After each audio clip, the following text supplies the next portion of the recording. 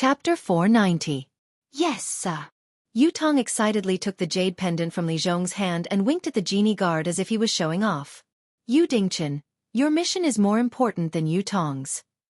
Li Zhong picked up a letter with wet ink and handed it to the genie guard. He said in a deep voice, "You must pass through the Shuangjian barbarians' blockade before sunset today and hand this letter to Li Zhongxing in Donglin City. Have someone keep an eye on the Shenwu dynasty's border army. Once they give up their original defense line and retreat to the Central Plains, you guys can take advantage of the situation and kill them. While you're at it, you can occupy the source of the Wei River and set up an outpost there. Remember, you must take that place and never lose it." "Yes, sir." Yu Dingchen's face turned red as he shouted with all his strength. Obviously, he wanted to compete with Yu Tong. "Okay, go. There's no time to lose. You must complete my mission before sunset today. Otherwise, you will be killed without mercy." Li Zhong nodded with satisfaction and waved his hand to signal the two to leave. Once the Demon Emperor's meeting caused public opinion to explode in the Central Plains and the south, everyone in the Shenwu dynasty would be in danger. The border army would definitely take action. The border army near the north would definitely suffer. As for the border army near the Central Plains, they would have to withdraw their men to defend the Central Plains at least until Shen Lin Jun entered the Central Plains to fight the Frost Mirror Cavalry. At that time, the border would definitely be short of manpower. Other than the necessary checkpoints, there would be no other defenses. Taking the source of the Wei River where the water flow was the smoothest was the same as eliminating the possibility of the Shenwu dynasty's army entering the Central Plains. It would be a joke if those iron cans of the Shenwu heavy infantry wanted to swim across the river. If they went down the Wei River, they would probably sink to the bottom and feed the fish. Unless the Shenwu dynasty could transfer a large number of ships from the south for the army to cross the river, they could only choose to fight Lin Yuan's army upstream with all their forces. Once the war reached that stage, Li Zhong could at least guarantee that the northern frontier would be invincible. After all, the Great Wall project that the Northern Territory was currently carrying out had truly cut off the possibility of the Mirror Frost Cavalry entering the Central Plains. Even the passes and guard stations that originally belonged to the Shenwu dynasty were blocked outside. Therefore, if the Mirror Frost Cavalry wanted to intervene in this war, they could only attack the Shenwu dynasty's main camp from the other side. No matter which side they wanted to help, with Lei Qiuxing's suspicious personality, he would not allow these barbarians to get close to his headquarters. It was only a matter of time before the two sides clashed, let alone now that 700,000 barbarians had invaded the Central Plains. As for the other possibility, Li Zhong could only chuckle. There were indeed many ships in the south, but they were mostly seagoing ships. They might not be able to operate well in the Wei River. Moreover, those ships belonged to the aristocratic families. If Lei Qiuxing wanted to conscript them to fight, it would mean that the aristocratic families in the south who relied on the sea to make a living. Not to mention that the south was now a powder keg that could explode at any time. Even if the northern frontier didn't have any troops in the south, the aristocratic families in the south would still try to wrestle with Lei Qiuxing.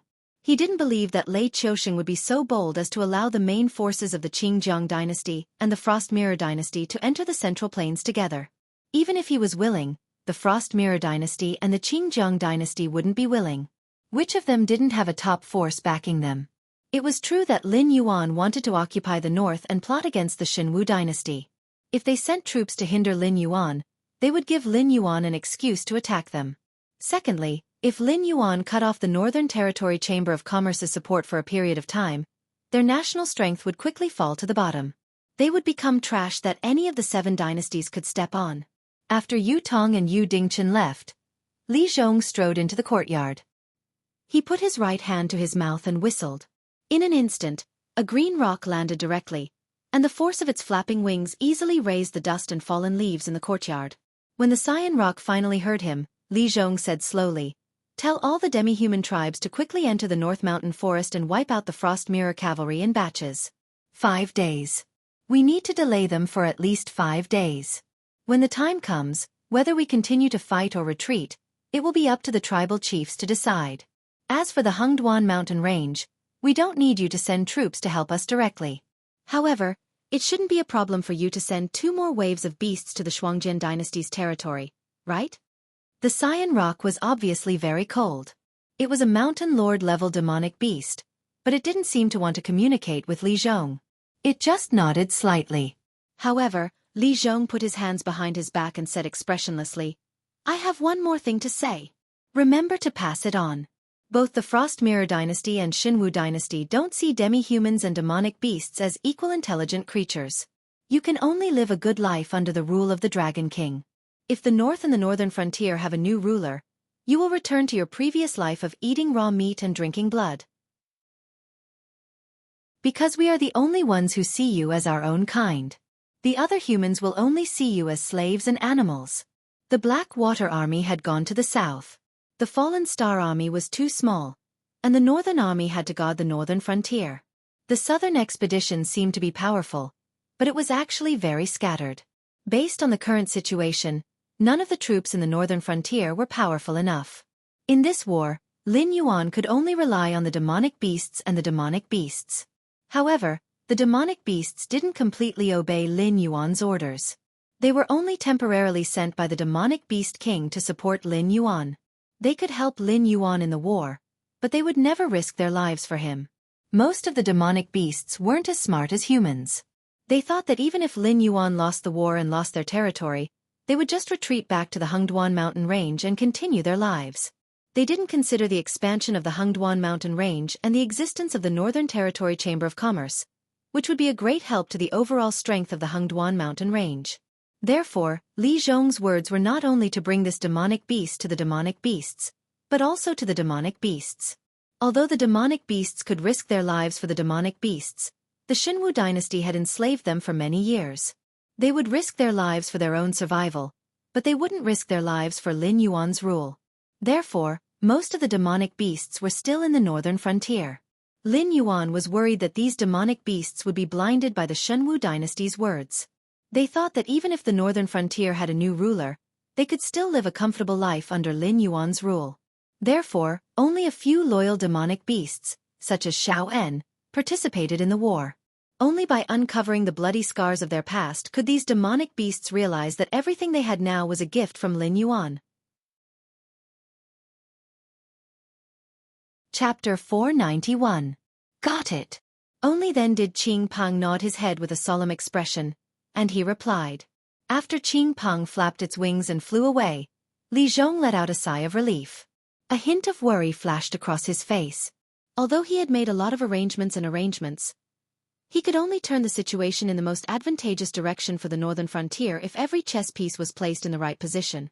Once one of the conditions was not met, the northern frontier would have a hard time moving forward.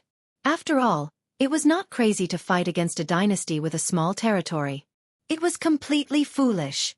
If Lin Yuan had not run the northern region into a one-man rule, held the lifeline of the 7 dynasties, and happened to be in troubled times, the current northern region would not even have the qualifications to fall out with Lei Qiusheng.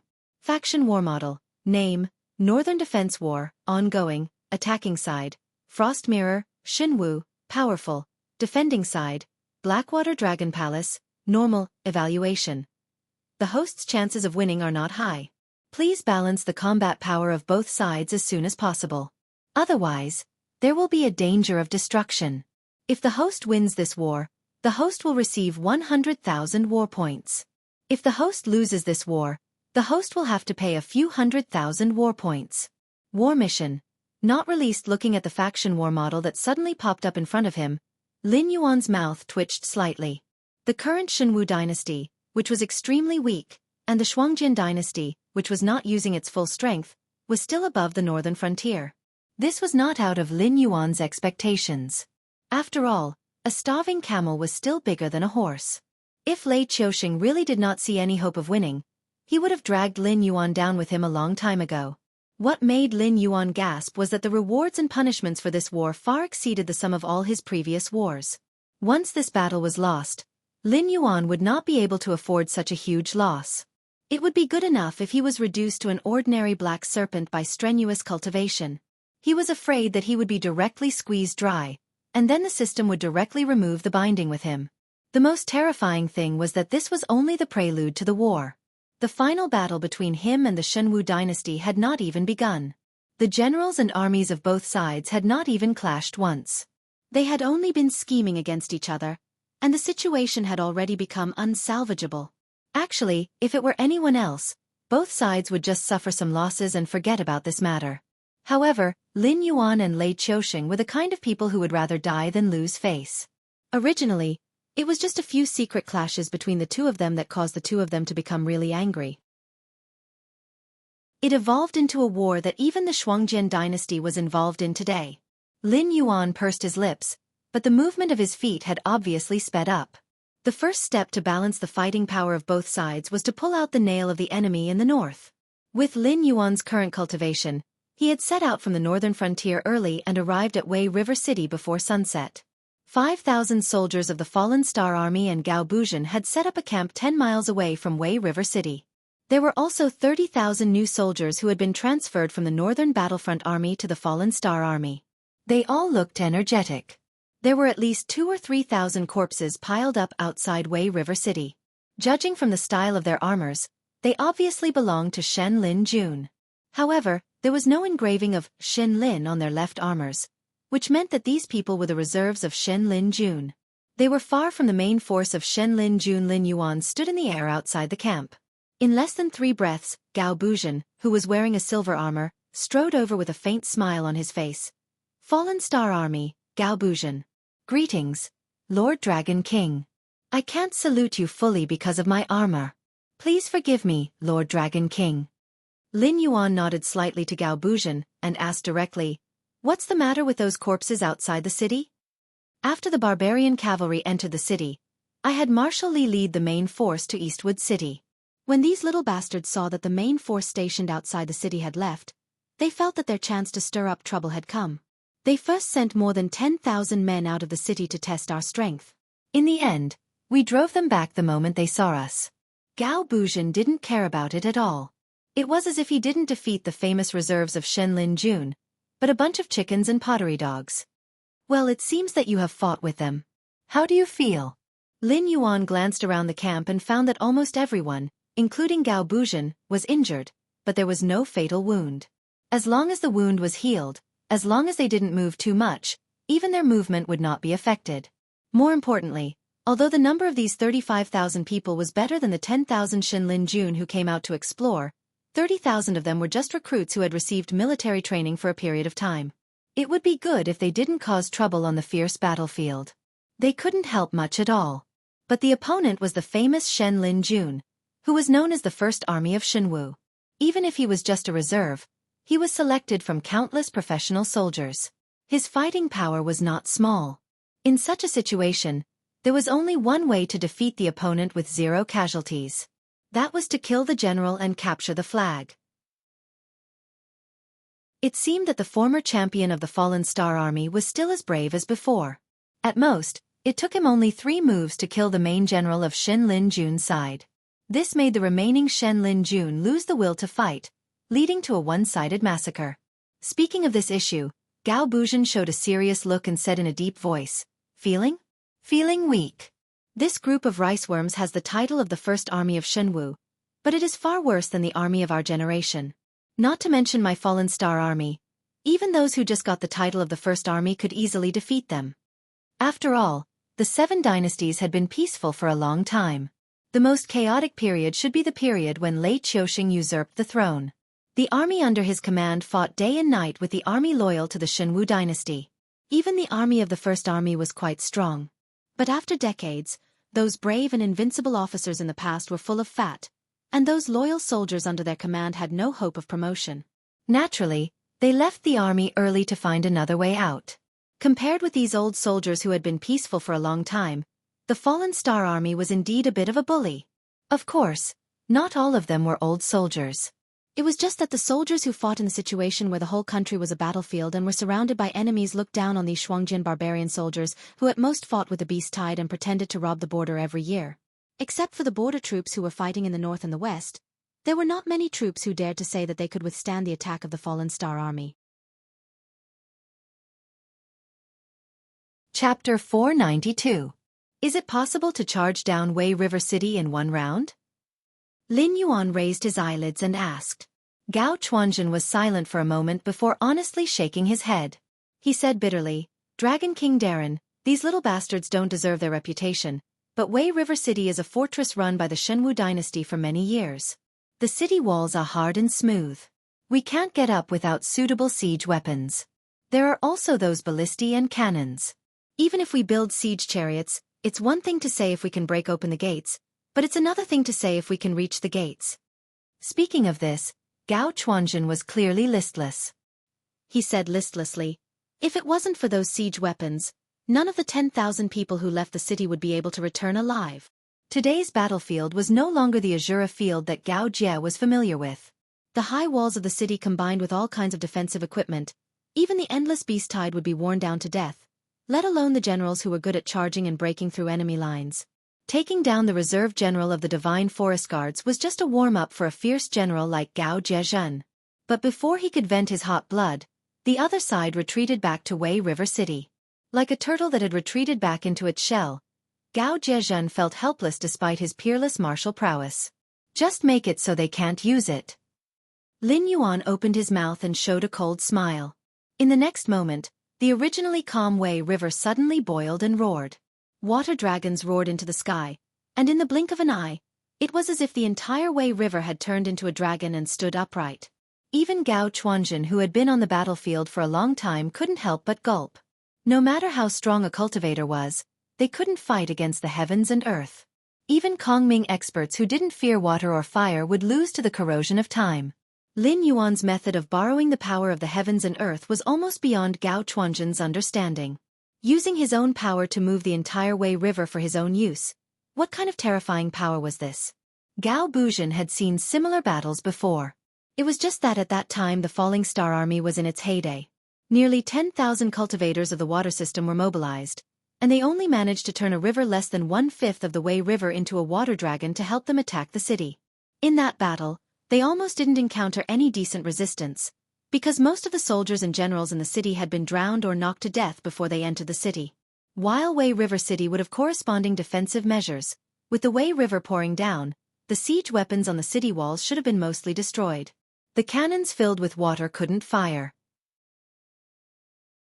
In an instant, the battle returned to the rhythm he was familiar with. Trouble. The reserve officer of the Divine Forest Army on the city wall of Wei River City looked at the rising water dragons with a gloomy expression. This fortress built on the banks of Wei River couldn't be unguarded against the enemy using water to attack the city. The city had extremely advanced drainage channels. Once the water dragon pounced into Wei River City, it would quickly be swatted away by the drainage channels. But if such a terrifying water dragon came crashing down, the weapons on the city walls would definitely be destroyed, and the city gates might even be blasted open. The reserve officer took a deep breath and shouted, "Go to the storehouse and move rocks and sandbags to reinforce the city gates.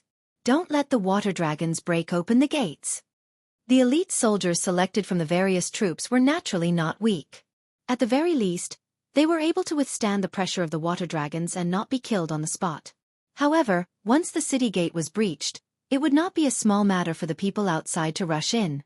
For example, the general who led the team to scout the way was considered one of the strongest among them. However, he could not even last 3 moves against the silver-armored general. For these generals, cultivation didn't necessarily determine victory or defeat. Their mentality, martial art skills, and even familiarity with battle formations would all determine victory or defeat on the battlefield. These were all very important factors. He didn't want to face the silver-armored general who was like a wolf or a tiger. The reaction of the officer on the city walls was very fast. But the moment he opened his mouth, the water dragons had already crashed down. The water dragons hit the city walls and suddenly exploded, turning into a large amount of water with a strong impact. It scattered the siege weapons on the city walls and washed away dozens of Xin Lin Jun's reserve soldiers who couldn't dodge in time. At the same time, they suddenly fell into the city. Most of them were drained away by the drainage system, but some of them hit the city gates hard. Gao Buzhan and the Xin Lin Jun's reserve soldiers in the city all stared at the city gates. The city gates only shook twice but didn't break open. The officer on the city walls had a relieved expression on his face. But in the next moment, a white mist slowly rose. The Xin Lin Jun's body that was still wet suddenly had large and small ice cubes appear on their bodies. They shivered and the city gates directly turned into ice gates. Charge! Lin Yuan glanced at Gao Buzhan beside him and ordered in a low voice. Gao Buzhan was slightly startled, but he quickly recovered. Gao Buzhan, who had already engraved obedience to orders in his bones, looked at the frozen city gates and directly turned over on his horse. He squeezed the horse's belly with his legs and roared, "Charge!" The 35,000 soldiers wearing the armor of the Fallen Star Army didn't hesitate. They followed closely behind Gao Buzhan and launched a charge toward Wei River City. Lin Yuan pushed back more than 10 meters. He wrapped 2 huge logs with his tail and threw them toward the city gates fiercely. His speed was several times faster than the charging group of Fallen Star Army. They hit the frozen city gates one after another. With 2 crisp sounds, the city gates that separated the 2 armies instantly shattered into pieces. Kill! Gao Buzhan's eyes lit up. The speed of his horse increased by 30% and rushed into Wei River City first. Gao Buzhan held an 18-foot-long mace in his hand. It was also silver-white. With just one wave, 4 Shin Jun who were originally near the city gates were smashed into pieces. The 300,000 Shin Jun's reserve soldiers in the city couldn't even block for a moment. They were directly knocked to the ground by the Fallen Star Army. They originally hoped that the thick city gates would bring them enough protection, but the bloody reality slapped them hard in the face. The 2 officers of the Divine Forest Army took a deep breath and raised the weapons in their hands to meet Gao Zhezhen. Although they weren't as strong as Gao Buzhan in the original army, they were still very strong. Being rushed by the enemy as if they were in a no-man's land, they felt ashamed. Chapter 493. In the past, the champion of the Myriad Swords dynasty had earned his reputation from the battle of breaking through enemy lines. Not to mention him, even the 5,000 veteran soldiers of the Fallen Star Army that he had brought with him could easily deal with these so-called elites. After all, they were completely incomparable to the experienced soldiers of the Myriad Swords dynasty. Seeing the 2 strong men rushing towards him, Gao Zhezhen was not in a hurry. He gently turned the mace in his hand and separated the 2 men's weapons. At the same time, he urged his warhorse to charge forward. His left hand pulled the reins, and the warhorse immediately reared up. Its 2 front hooves fiercely stamped on the chest of one of the generals, and immediately kicked him upside down. If it was Lin Yuan's body from his previous life, being kicked like this by a warhorse, even if the gods descended, they would not be able to save him. However, the soldiers of the Tianwu continent more or less had cultivation. Even if they were not in the Heaven Dipper realm, they could not be hurt by ordinary animals. The general was just careless and was sent flying, but he was not hurt at all. With a flip of his body, he regained his standing position. However, in this gap, Gao Zhezhen turned the mace in his right hand and easily knocked away the spear in the other general's hand. He then pulled the mace back, and the front end of the mace fiercely smashed the general's head. Suddenly, the general's entire head was smashed. The general who had regained his battle stance saw that his comrade had ended up in such a miserable state. Although his eyes were red, his fear eventually won over his anger. He actually lost the courage to go forward and fight with Gao Zhezhen. He turned around and ran towards the crowd. "Ha ha ha, where do you think you are going?" Gao Zhezhen laughed for a while. His right hand just threw the mace forward, and in a flash, it hit the general's back. The general's body just trembled, and suddenly fell to the ground and died on the spot. A group of Shen Jun's reserve soldiers who came out with the 2 officers also trembled. No one dared to look at Gao Zhezhen, this killing god. After all, in the Wei River City where elites walked everywhere, those who could become officers were all ruthless people. Even the reserve soldiers were not to be underestimated. They were either king soldiers from the original army, or they were the 1-in-a-million geniuses among the orphans adopted by Shen Jun. If the 2 officers were placed in Shen Jun's reserve force, they would be considered to be at the top. Even in the reserve force they would be able to fight against 100 people. Even the generals in Shen Jun's main force would not be at a disadvantage. However, at that moment, the 2 of them did not even have a chance to fight back under the high level of force. If they were not arrogant and wanted to join Shen Jun's main force as officers, they could have gotten rid of the reserve force and started as soldiers in the main force. If they could do it all over again, these people would rather be part of the main force than stay in Wei River City and face a killing god like Gao Zhezhen. Unfortunately, there was no chance to do it all over again. They would not know how much power Gao Zhezhen had exerted when he fought with them. They would not know how big the gap was between them and those soldiers who were also killed in one move. Gao Lijian was not in a hurry to retrieve his weapon. He just shook off the yellow and white substance on his right hand, and directly pulled out his sword from his waist and roared, "Brothers, teach this group of self-righteous little bastards what it means to be an elite. Kill. General Gao is invincible. Kill these little bastards." As the saying goes, a soldier is strong, but a general is strong. With such a ferocious general like Gao Jie, not to mention the 5,000 experienced veterans of the Fallen Star Army, even the 30,000 new soldiers felt their blood boiling as if they had inexhaustible strength. Their opponents, who were well matched in strength, were no different from chickens and dogs in their eyes. Therefore, their attacks were much more vicious than before. Witnessing this scene, Lin Yuan nodded slightly with a touch of relief in his eyes. In terms of individual quality, except for the 5,000 veteran soldiers of Fallen Star Army, the rest of the 30,000 soldiers were probably not as good as Shen Lin Jun's reserve force. But at this moment, the two sides could evolve from fighting back and forth to a one-sided massacre. This was the role of morale. Even between elites and trash, the biggest difference was not the quality, but whether they wanted to and dared to fight this battle. Obviously, Shen Lin Jun's reserve force, who were scared out of their wits, could not come up with a way to deal with Gao Jiezhen. Naturally, they lost their courage and changed from the initial formation to a timid look. These guys, do they have a backup plan? Lin Yuan paid attention to the movements in Wei River City and could not help narrowing his eyes slightly. In a desperate situation, human beings often made two different decisions. One was to kneel down and surrender, and the other was to fight to the death.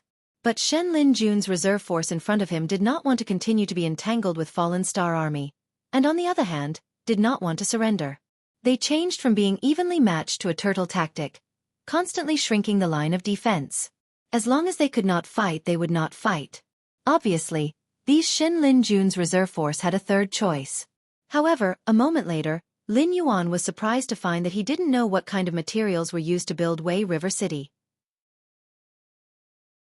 His Eye of God could observe Wei River City from above, but there was no way to penetrate the buildings or the ground to explore whether there was a tunnel under Wei River City that could evacuate from this place. Since he could not come up with anything real, Lin Yuan could only keep silent and not interfere with Gao Jiezhen's battle. But he already knew that it was impossible to defeat these Shen Lin Jun's reserve force in one battle. Fortunately, he had other preparations. Without the strong protection of Wei River City, even if the Shen Lin Jun's reserve force could escape to various places in the north through the secret tunnel in the city, they could only be regarded as bandits who caused chaos. They could not do anything. Thinking of this, Lin Yuan could not come up with a solution at the moment. He could only let Gao Jiezhen be the scapegoat. He could not order Gao Jiezhen to disband the formation and attack the enemy's formation with all his strength, right? Not to mention the difference in military strength between the two sides, the military quality was even more incomparable. Once the formation was disbanded, it was not impossible for these Shen Lin Jun's reserve force to turn around and defeat Fallen Star Army. Lin Yuan would never make such a stupid decision. After all, Gao Jiezhen was still very useful. And in a short time, he could not mobilize other troops to support Wei River City. Once they took back this city, this nail would be nailed to death. At that time, with the protection of Wei River City's defense equipment, most of the Xinwu dynasty could pass through Wei River and come to the north by boat. Even if they came in batches, it would be a bad result that Lin Yuan could not bear.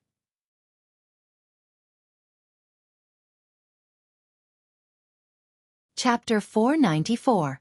It was funny that 300,000 Shen Lin Jun's reserve soldiers were suppressed by 35,000 soldiers.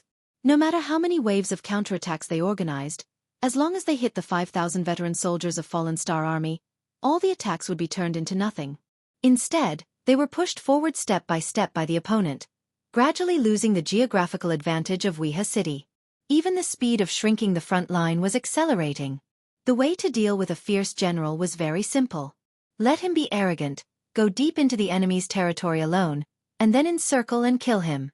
But facing 5,000 fierce generals at the same time, as well as Gao Buzhen, who was one level higher than the fierce generals, could be said to be a peerless fierce general, and had extremely rich war experience, it was indeed a bit difficult for these little bastards.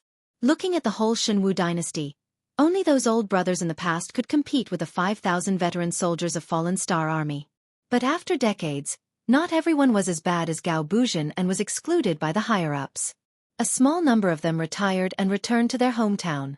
For example, The 5,000 soldiers of Fallen Star Army brought by Yan Xingqi were not implicated, but they were not willing to work for Lei Qiusheng. Most of them had now entered the army of Shenwu dynasty, and even held positions in the Ministry of War of the Imperial Court, and became important, big shots. After years of living like royalty, how much courage could they still maintain? If it were not for the Shen Lin Jun and the small number of soldiers of Fallen Star Army. With this army, Lin Yuan could stand proudly in the north and rule across the river from Lei Qiusheng, and not be attacked by the Shuangjian barbarian. After all, if the strength of both sides was equal, neither Lin Yuan nor Lei Qiusheng would blindly break the balance, because that would only be taken advantage of by others. Neither of them could laugh until the end. But now the military strength of Shenwu dynasty was far above the northern frontier, but the speed of growth was far slower than the northern frontier. That was why Lei Qiusheng was anxious to suppress the northern frontier, and was determined to strangle this giant in the cradle. That was why the Frost Mirror barbarian had entered the pass.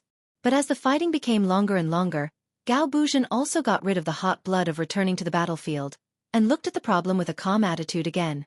Soon, Gao Buzhan realized that something was wrong. Translator, Endless Fantasy Translation Editor. Endless Fantasy Translation. The Divine Forest Army's reserves were losing members too fast. Gao Jie felt that even if these 35,000 people were replaced with the main force of the Fallen Star Army, they would not be able to cause such a huge loss of members. As the enemy's defensive line became smaller and smaller, their battle formation also became smaller and smaller, sacrificing some soldiers in exchange for a chance to retreat. Gao Chuanjin frowned slightly, and his face suddenly turned cold. He raised the sword in his hand and said fiercely, "Everyone! Follow me and charge." Seeing that Gao Buzhan had sped up the attack, the commander of Shen Lin Jun's reserve force also understood that his abnormal speed of losing soldiers didn't escape the eyes of the enemy. But soon, a determined look flashed across his face and he shouted, "This guy has found out our intention. It won't be so easy to escape. Quickly seal the tunnel and face the enemy." As the voice fell, nearly 40% of Shen Lin Jun's reserve force in the field were defeated. The enemy only had 35,000 people, and with the loss of soldiers during the battle, it was estimated that there were less than 30,000 people left now. Even if they were all unstoppable, it was impossible for them to have such a big appetite to eat all of them. Therefore, in their initial estimation, they only needed to lose about 30,000 to 40,000 soldiers to protect most of the good seedlings and escape from here. Therefore, the outermost army formation was basically made up of old guys with inferior cultivation aptitude. They were all veterans who were willing to sacrifice themselves. But after this order was issued, the rest of the soldiers who had the chance to retreat were suddenly a little unhappy. Especially the few officers who were about to enter the tunnel. Their faces were so gloomy that it was almost dripping water. The commander's face was also gloomy, and he said coldly, "If those people rush in without caring about their lives, how long can we hold on? When we enter the tunnel, we will be caught. Not only will we have no way to survive, but we will also implicate our brothers who have already escaped." In the time it took to talk, the outermost line of defense had been completely torn apart. Under the incomparable charge of Gao Buzhan, these so-called elites were just small soldiers who could kill dozens of soldiers with one strike. Seal the tunnel and prepare the camp. Although the face of the officer at the entrance of the tunnel was not good for a long time, his face was a little more relieved. Since this was fate, what was there to hesitate about? Even if he sacrificed himself in exchange for his brothers to escape, there would be a day when someone would avenge him.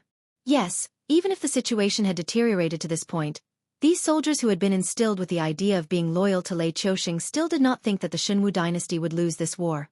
Right now, they were just letting that Black Jiao be arrogant for a few more days. Without much hesitation, they decisively pulled down a mechanism. The tunnel entrance that was originally big enough for 3 to 4 people to pass through collapsed in an instant. The original entrance was already covered by sand, and it would take at least half a day to dig out the entrance again. Damn it! The sound of the tunnel entrance being destroyed was not small, and Gao Buzhan could clearly feel the tremors under his feet. Almost instantly, Gao Buzhan guessed what those people had done and could not help but curse with a gloomy face. Outside the city, Lin Yuan also felt the change and guessed that the mechanism in the city had been destroyed. Although it was a pity, he could only shake his head lightly and sneered, "If you want to wedge a nail, then so be it. Why did you have to choose to do it near Wei River? Courting death." In fact, the Xinwu dynasty had never considered the hidden dangers in the north. After all, the aristocratic families in the north were generally weaker than the south, and there was also the Hengduan Mountains in the north. Therefore, the only force in the north that could threaten the Xinwu dynasty was the Frost Mirror Barbarian. Wei River City was a fortress built by Lei Qiusheng. Not only was it used as a base for Shen Lin Jun, but it could also be used as a refuge for the descendants of the Lei family.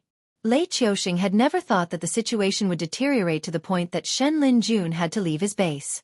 He also did not expect that the Hengduan Mountains, where there were many birds and beasts, would give birth to an anomaly like Lin Yuan. He actually used his own strength to mobilize the Wei River for his own use. He also did not expect that Lin Yuan did not mobilize all of his military forces to fight against the Shuangjian barbarian when the Frost Mirror barbarian invaded. Instead, he maintained his conquest of the entire northern territory. All kinds of situations that Lei Qiusheng had never thought of piled up together led to the fall of this so-called impregnable fortress.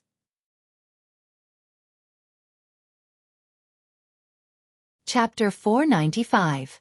However, the fall of the fortress was only the first step. Gao Chuanjin quickly rushed to the entrance of the tunnel. He frowned and thought for a moment. Then, he found some soldiers who were still energetic and began to dig the ground. After 2 hours, they finally cleared out all the sand, revealing a dark and endless tunnel. Gao Chuanjin's face showed a little joy. The joy on Gao Chuanjin's face didn't last long. He calmly sent a group of soldiers down to explore the tunnel. He also told them that no matter if they met Shen Lin Jun's reserve soldiers, they should send someone back to report every half an hour. However, after several groups of people went down, not a single person came back to report. This made Gao Chuanjin's heart turn cold, because he didn't even hear the sound of fighting. In addition, he sent 3,000 to 4,000 people.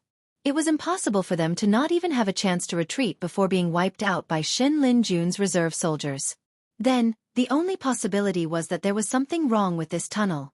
After reorganizing his thoughts, Gao Chuanjin chased away the joy of victory from his mind. He did indeed remember some rumors about Lei Qiusheng when he was building this fortress that was known as impregnable. At the beginning of the construction, the designer had built many secret tunnels filled with traps in Wei River City. Unless one had the original blueprints, one might die from the traps if they entered the tunnels. Even if one's cultivation was high enough that the traps couldn't do anything to them, it was easy to get lost in the labyrinthine tunnels. After that, in order to keep it a secret, even the designer was secretly executed by Lei Qiusheng. Only Shen Lin Jun's generals and temporary commanders knew the structure of the tunnels. These people were basically going to serve Shen Lin Jun for life until they died of old age. Their purpose was to ensure the absolute safety of this tunnel. After thinking this through, Gao Chuanjin could only bitterly laugh twice and accept the fact that he didn't want to accept. There was no way to break this tunnel. Either he got the blueprint or he could only leave it alone. In this battle, nearly 100,000 Shen Lin Jun's reserve troops were annihilated. However, after the rest of the troops escaped into the underground tunnel, even a general like Gao Buzhan who had been through hundreds of battles couldn't help but hesitate. He didn't even know how to face Lin Yuan. After all, they didn't know how long these tunnels were, how many changes there were, and where the exit at the other end of the tunnels was. Moreover, after losing 3,000 to 4,000 men, Gao Zhezhen didn't dare to take any more risks with his brothers. The only thing they could be sure of was that no matter how long this tunnel was, it couldn't go all the way to the Central Plains.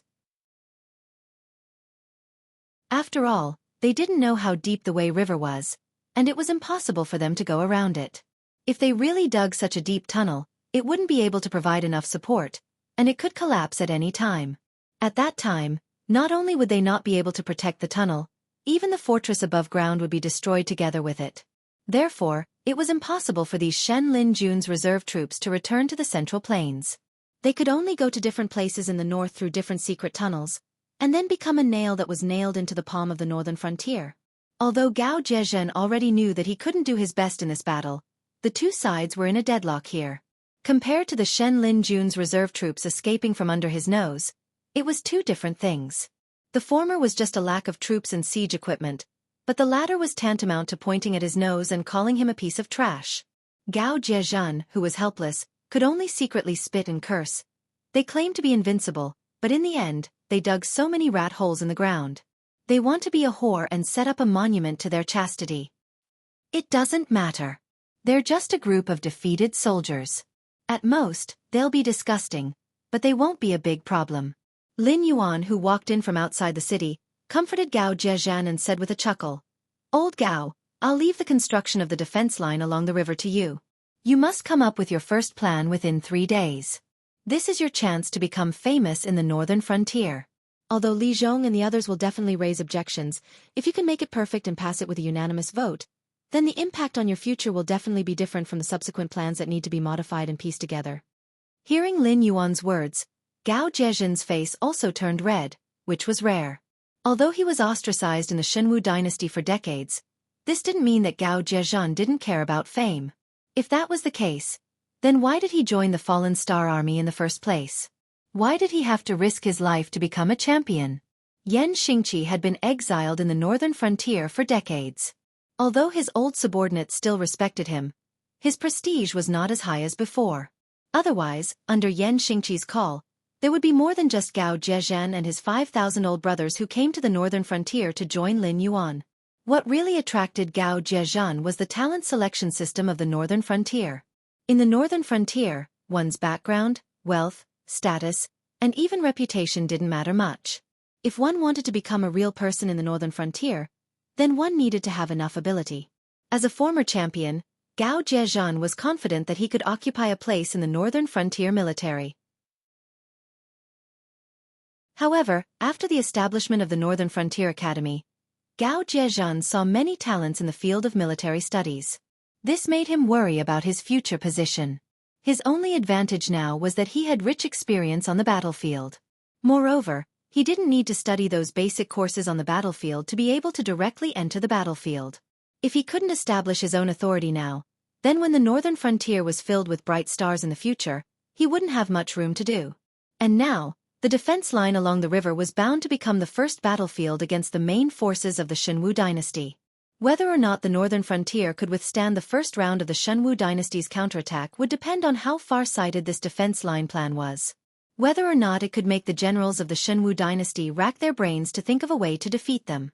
As long as they could withstand the first round of the Shenwu dynasty's counterattack, even if the defense line was destroyed in the following tug of war, Gao Zhejian could rely on this contribution to become one of the future generals of the northern frontier. Moreover, it would be an extremely dazzling one. It would definitely be more valuable than a champion in name only. Moreover, this defense line not only had to be impenetrable, but it also had to be exquisitely designed and inexpensive. Otherwise, with the financial resources of the northern frontier, if they wanted to carry out the Great Wall plan, and the defense line along the river at the same time, there was no doubt that they would be unable to make ends meet. It was even possible that next year's financial resources would be overdrawn to the point of a deficit. Gao Zhejian dismounted from his horse and knelt in front of Lin Yuan on one knee. He clasped his fist and said, "This subordinate is not talented. I can only repay the Dragon King with my life." Chapter 496. Apart from the brief interlude in Wei River City, the entire northern battlefield had entered a white-hot zone. The Yao beasts and demi-human warriors hiding in the forest taught the Frost Mirror barbarians a good lesson. For the first time, the Frost Mirror barbarians personally experienced that war wasn't as simple as being completely annihilated by the other side or completely annihilated by the other side. Under the command of the graduates of the Northern Frontier Academy, the demi-human army methodically divided the Frost Mirror barbarian army into pieces of meat that made them drool. Then, taking advantage of the terrain where the enemy's warhorses weren't suitable for charging in the mountains and forests, as well as the overwhelming advantage of the northern frontier's armaments, the demi-human army slowly devoured the Frost Mirror barbarian soldiers who dared to enter the mountains and forests. After losing nearly 200,000 soldiers, the Frost Mirror barbarian commanders also learned of the strategy of, "Don't enter the forest." They didn't give the northern frontier a chance to divide and tear them apart, and took the initiative to disperse their forces and occupy the plains. In this way, the northern frontier army's lack of training was highlighted, and the quality of the soldiers was uneven. After all, in a large battle, your fellow soldiers and comrades would give you a chance to fill in the gaps. But in a small-scale battle, everyone couldn't even take care of themselves. Who would have the time to clean up your mess? However, the setback on the northern frontier was within everyone's expectations, and they didn't fall into a disappointing situation. They changed their previous aggressive attitude and concentrated their forces in the mountains and forests, or stationed them in places that the army had to pass through. In any case, they didn't continue to engage in small-scale battles with the Frost Mirror barbarian soldiers. This made the Shuangjian barbarian soldiers suffer, because their primary mission in the northern frontier wasn't to suppress the northern frontier, but to find the 13th prince. The 13th prince was the Frost Mirror Khan's favorite son, and he was even called Batu on the grassland, which meant the warrior of the grassland. In the Frost Mirror grassland where power determined status, having such a son ensured that Shuangji Han would be able to protect his Shueliao tribe from being swallowed up by other tribes even if he was pulled down from the throne of Great Khan by other tribes. After all, the 13th prince's Shueliao cavalry was a tough nut to crack. Anyone who wanted to chew on them would have to grind their teeth off. Those tribes wanted to preserve their strength, so they naturally wouldn't engage in a bloody battle with the Shueliao tribe. But now they were trapped in the northern plains, unable to advance even half a step. Moreover, they did not know what was happening behind them. Even their supply line had been cut off by the Northern Frontier Army. Until now, not a single grain of rice had been sent in. Seeing that their rations were about to run out, they had no choice but to kill extra warhorses to satisfy their hunger. But where would they find extra warhorses? The Shuangjian barbarian soldiers could only kill the exhausted warhorses and replace their mounts with the other 2 warhorses that had not ridden into the northern frontier. This was tantamount to drinking poison to quench thirst, because if they didn't change their mounts, the most fatal problem for the cavalry would be their stamina problem. Originally, they could still plunder the cities in the northern frontier, but Li Zhong's strategy of erecting walls and clearing the wilderness left only a few troops disguised as Shenwu dynasty soldiers in the northern frontier. There was only a small amount of rations left, and it wasn't even enough to fill the gaps between their teeth. These soldiers who stayed behind to guard the northern frontier were basically doing it voluntarily. Their bravery was unparalleled, so it wasn't easy to chew on a hard bone, and even if they did, they wouldn't be full. After a few losses, they gave up on those cities. They didn't even know what to do with the captives they caught. It would be a waste to kill them. After all, although the Frost Mirror barbarian soldiers were good at fighting in the wilderness, they were not good at sieging cities. They didn't know that the northern frontier had removed the city walls, so they naturally had to keep a certain number of cannon fodder and slaves to prepare for a war of attrition against the cities of the northern frontier. It was exactly the same strategy as the Beastide when attacking human cities. Therefore, it wasn't unreasonable for them to be called barbarians. Apart from looking like humans, they were almost no different from monsters in the eyes of the other 6 great empires. But if they kept these people alive, they would have more food to feed. If this went on, they might even eat humans with bloodshot eyes. Before these Frost Mirror barbarian soldiers entered the northern frontier, they naturally didn't know that the aristocratic families and sects in the northern frontier had already been wiped out by Li Zhongsheng. Under the operation of the embroidered uniform guards, all the wealth accumulated by those aristocratic families had been swallowed up by Lin Yuan. As long as the people in the cities were evacuated, the entire northern frontier would instantly become a battlefield. Without the obstruction of the aristocratic families and sects, this step was particularly easy. After all, no one wanted to live on the battlefield. There was no guarantee that they would lose their lives at any time. The supplies were transported by the supply caravans, and the routes of the supply caravans were basically in the mountains or places where there were large numbers of soldiers. With just these Frost Mirror barbarian soldiers, it was impossible for them to steal anything without paying a heavy price. Moreover, several times before they succeeded, the soldiers of the northern frontier actually set fire to the caravans and even fought directly on the burning caravans. In the end, the soldiers and the caravans were burned to ashes together. They didn't give them any supplies at all. In particular, these supply caravans were all from the Northern Territory Chamber of Commerce. These guys who had been traveling in the Hengduan Mountains all year round were not to be trifled with. They had to be on guard at all times against demonic beasts or other forces in the northern frontier. Their fighting ability in the mountains and plains was not much worse than the demi-human army and demonic beasts. They were the toughest of the toughest. After all, the 13th prince had been lost in the northern frontier.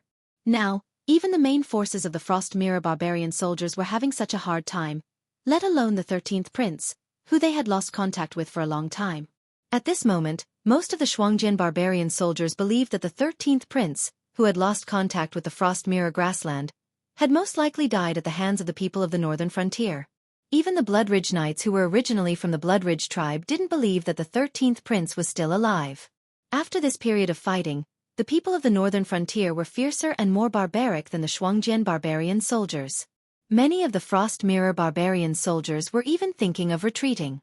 They felt that it was useless to continue staying in the northern frontier. It was better for them to go back and recuperate. Although the Frost Mirror barbarian soldiers were allocated with 3 horses per person, they couldn't eat all of them. Although the people of the grassland knew how to fight, if they wanted to cross the Frost Mirror grassland on foot without horses, it was no different from suicide.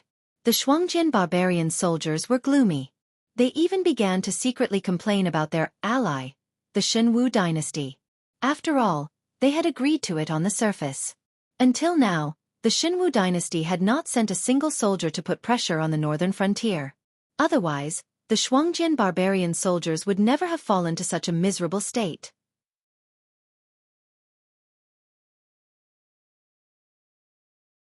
Chapter 497. The war gradually reached its climax, but the Shenwu dynasty still didn't make a move. It wasn't that they didn't want to take this opportunity to attack the northern frontier, but the Frost Mirror barbarian troops entering the Central Plains were like fish entering water. Fighting cavalry in the endless plains was undoubtedly foolish. Thus, the Shenwu dynasty's army could only choose to retreat and defend the cities, leaving large areas of wilderness and villages to the Frost Mirror barbarian troops. However, even though most of the cities in the Central Plains were much more prosperous than the small cities in the north, their defensive capabilities couldn't be compared. They couldn't withstand the attacks of tens of thousands or even hundreds of thousands of Frost Mirror barbarian troops. Almost every now and then, news of a city falling would reach the imperial capital. A group of aristocratic family heads, sect disciples, and nobles were all cowering in the temporarily safe imperial capital, trembling in fear. Although the Shenwu dynasty's imperial capital seemed to be absolutely safe for the time being, even the monarch, Lei Qiusheng, was aware of the problem. As the instigators, how could they not know how much the imperial army in charge of protecting the imperial capital had been corrupted by them? It would be safer for them to go up and fight against the ferocious Shuangjian barbarian troops rather than rely on those young masters to climb up the city walls and fight against the ferocious Shuangjian barbarian troops. In an instant, the entire imperial capital was covered in a gloomy cloud of gloom. According to the style of these aristocratic families, they didn't care about anything other than their own land. If not for the fact that Lei Qiusheng was a powerful and tyrannical monarch, some people would have already begun to force Lei Qiusheng to give up large amounts of territory and recall the border troops to resist the Shuangjian barbarian troops. As for the consequences of doing so, they didn't care and didn't want to care. In any case, dying a few years later was better than dying now. I wonder what the situation is like in the north. A commander of the Blood Liao cavalry carefully wiped his blood-stained scimitar clean on an animal's skin before slowly sheathing it. Behind him were countless ferocious Blood Liao knights, as well as an even larger number of disheveled, and demoralized slave soldiers. In front of them was a burning city. Judging from the tall and wide walls, this city definitely had a high status in the Central Plains. However, not only did this rich city fail to stop the Frost Mirror barbarians' advance, it only served to increase their desire to plunder. After all, even though the Shenwu dynasty might not be as rich as the entire Shuangjian dynasty, a city in the Shenwu dynasty was definitely richer than a tribe in the Frost Mirror Prairie. Even the Frost Mirror Khan's Blood Liao tribe was no exception. These Frost Mirror barbarian who had entered the Central Plains were living a much better life than their compatriots in the north. They ate until their mouths were full of oil, and they continued to collect large amounts of wealth. Once the higher-ups gave the order to retreat, they could leave at any time. With the wealth they plundered, they could at least raise the strength of the entire tribe by 2 levels. In addition, the public opinion that Lin Yuan had carefully created also exploded at this moment. Almost all the people believed that the border army had already been defeated.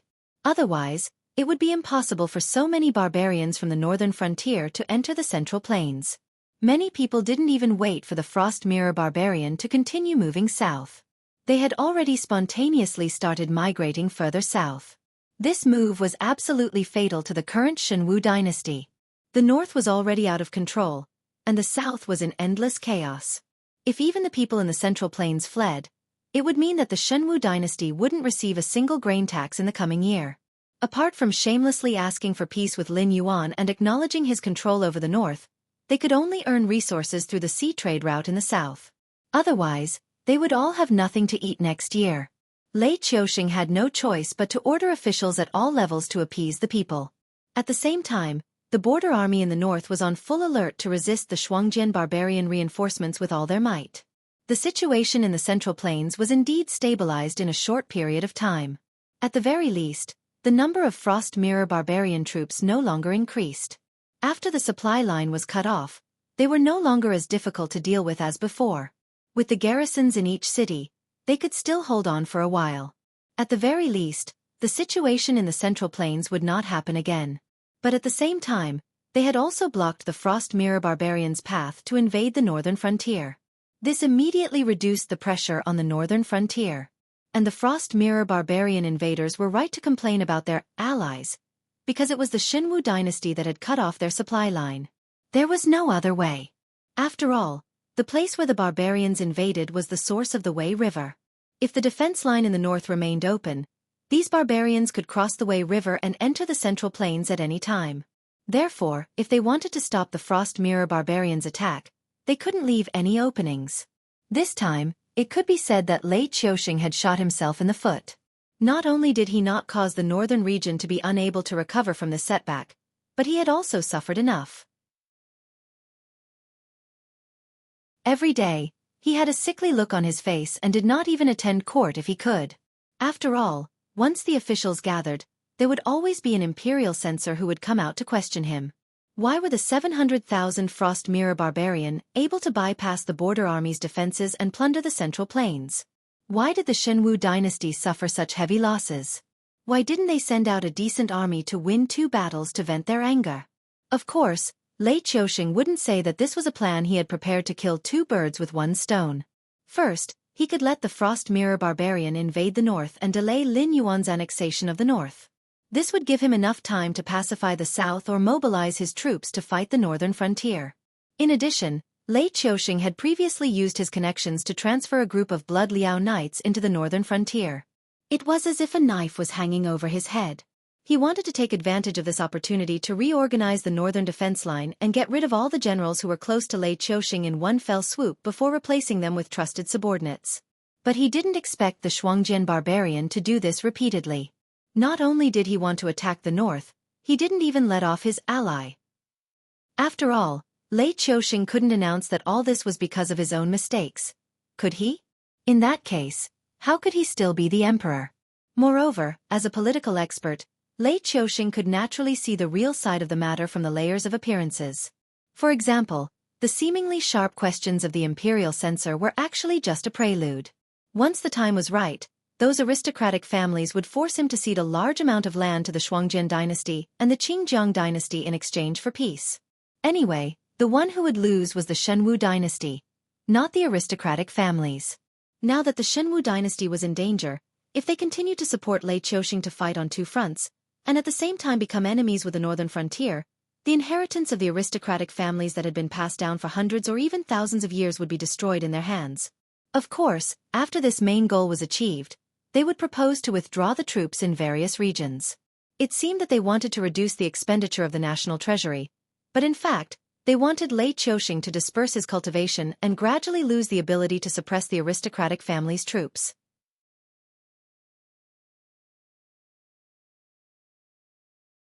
Chapter 498.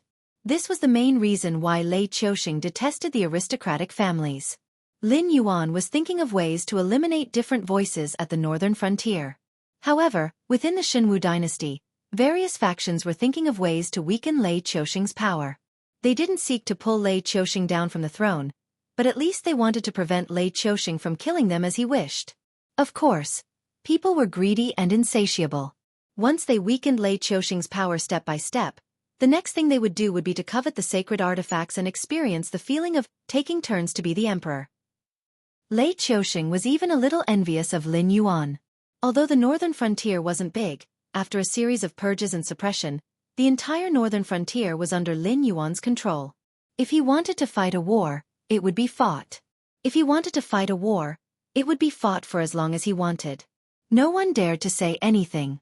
This was because the aristocratic families in the northern frontier were relying on Lin Yuan to survive. Once Lin Yuan fell from power, the entire northern frontier would be weakened and destroyed. This kind of method of attaching an entire force to a single person was extremely stupid.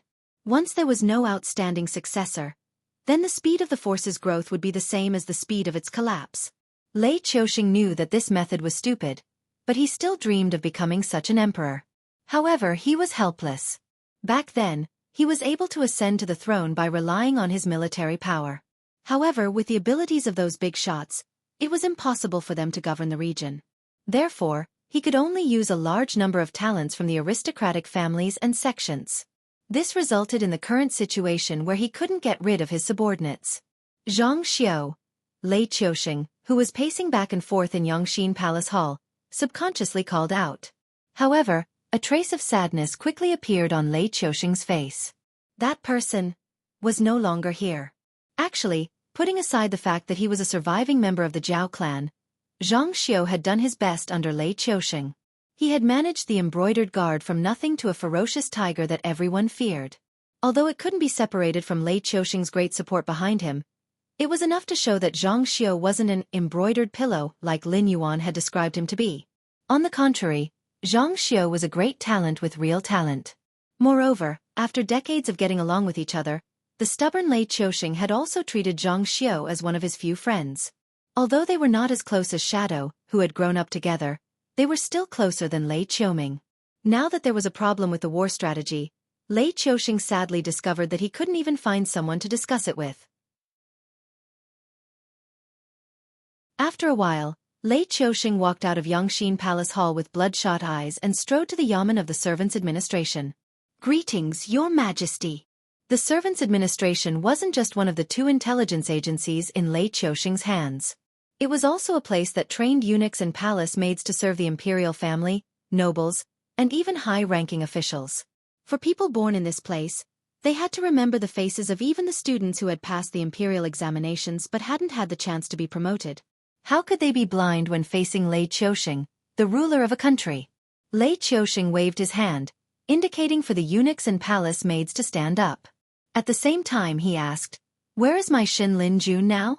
How long will it take for him to return?" However, the response to Lei Qiushing was a deathly silence. Suddenly, Lei Qiushing's heart skipped a beat. There was even a hint of panic on his face. As his trump card, Xin Lin Jun's importance to him was self-evident. If something happened to Shen Lin Jun, not to mention the covetous eyes of the two empires, even Lin Yuan could step on his head and abuse his power.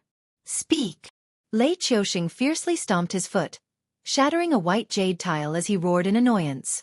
An old eunuch with snow-white hair trembled as he knelt on the ground. He said bitterly, "Your Majesty, after Shen Lin Jun received Your Majesty's decree, he was stopped by eunuch Tai before he could leave. I'm afraid he won't be able to return in a short period of time." Hearing that his shadow had left Shen Lin Jun in the south at such a time of crisis, Lei Qiushing's face didn't reveal any strange expression. However, his heart grew heavier and heavier. This was because the shadow's action meant that there was an even bigger mess in the south. It was no longer a problem that could be solved by killing Lei Qiushing or wiping out a few aristocratic families. The old eunuch quietly raised his head. When he saw that Lei Qiushing hadn't delivered the goods, he lowered his head again and said, "According to the news that eunuch Tai sent a while ago, those evil cultists who were banished overseas have now returned to the south to preach. Currently, a large number of people have already joined them. Eunuch Tai said that there are countless rebel armies in the south. There is no army that can be trusted. Only Shen Lin Jun, who is loyal to Your Majesty to the death, can take on this great responsibility and eliminate those evil cultists." Evil. Teach. Disciple. The moment these three words appeared, Lei Qiushing only felt that his brain had exploded with a buzzing sound. His vision instantly turned white. As the actual ruler of the Shenwu dynasty, he knew too many secrets that others didn't know. He was very clear that the top forces who called themselves the Guardians of the Heavenly Gates were mortal enemies with these evil cultists. It wouldn't be an exaggeration to say that both sides had an irreconcilable hatred. They definitely wouldn't sit by and watch the evil cultists develop and grow stronger in the south. They wouldn't even let them enter the south. But now, not only had the evil cultists entered the south, they had even started to preach in the south. No one had come out to control them. Even the shadow had no choice but to disobey Lei Qiusheng's orders and intercept Shen Lin Jun. He was prepared to let them take on the responsibility of eliminating the evil cultists at any time. However, the attitude of the guardians of the heavenly gates had already explained many things. Since they could tolerate the evil cultists preaching in the south, it meant that they were willing to make almost any concessions other than directly sending troops to suppress the Shenwu dynasty. Ha ha ha! Lei Qiusheng opened his mouth and laughed bitterly. The sound coming from his throat was like a broken bellows. Your Majesty? The old eunuch raised his head with a worried expression. He looked at Lei Qiusheng, who had changed his usual shrewd style. He felt as if he was being chased, and his heart was tightly clenched. After all, these eunuchs grew up and learned in the palace. Their loyalty to Lei Qiusheng was definitely no less than that of Shen Lin Jun. It might even surpass that of Shen Lin Jun. After all, Shen Lin Jun was a professional soldier. He could still live well without Lei Qiusheng. Even if he retired and went to a remote city to be a demon slayer or a mercenary, he could still live a good life. However, these eunuchs were different. Without Lei Qiusheng, they were just a group of lonely disabled people with no one to rely on. Even if their cultivation was high and their wealth was comparable to that of a country, they would still end up with no one to send them off in their old age. Their power, their lives, and even their everything were linked to Lei Qiusheng. Naturally, they had to think about Lei Qiusheng at all times.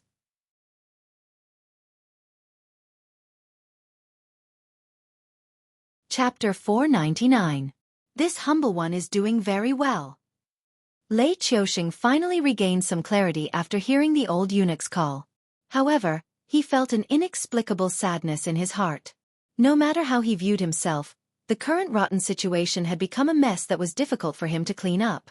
This was especially true after Lin Yuan revealed his ambitions. Lei Qiusheng was in a state of panic and had taken many remedial measures. However, the more he did, the more mistakes he made, which led to the current situation. Even though Lei Qiusheng knew that as long as he had enough time to deal with the south, even if Lin Yuan completely took over the north, he would still have the strength to fight. However, the enormous pressure that had been accumulating in his heart day after day made Lei Qiusheng, blinded by greed, choose to open the border. He gritted his teeth and let the Frost Mirror barbarian into the country, but he didn't expect that he would shoot himself in the foot. His originally resentful attitude completely changed after hearing the news of the southern evil cultists. He originally only treated Lin Yuan as an equal opponent, but he didn't expect that Lin Yuan's plans were even greater than his. The cultists had even bypassed him and directly contacted the most powerful forces. If the shadow had not happened to be in the south, it was likely that the cultists would have caused a huge ruckus before the report would appear on the shadow's desk. Because at this moment, Lei Qiusheng clearly understood that it wasn't just Lin Yuan. Even the civil and military officials of the court, as well as the top-level factions, all thought of him as the loser before the war even began. None of you are optimistic about this humble one's chances? This humble one is going to win this war no matter what. Lei Qiusheng suddenly took a deep breath and said in a low voice, Eunuch Shua, this humble one doesn't have any trustworthy people by his side right now.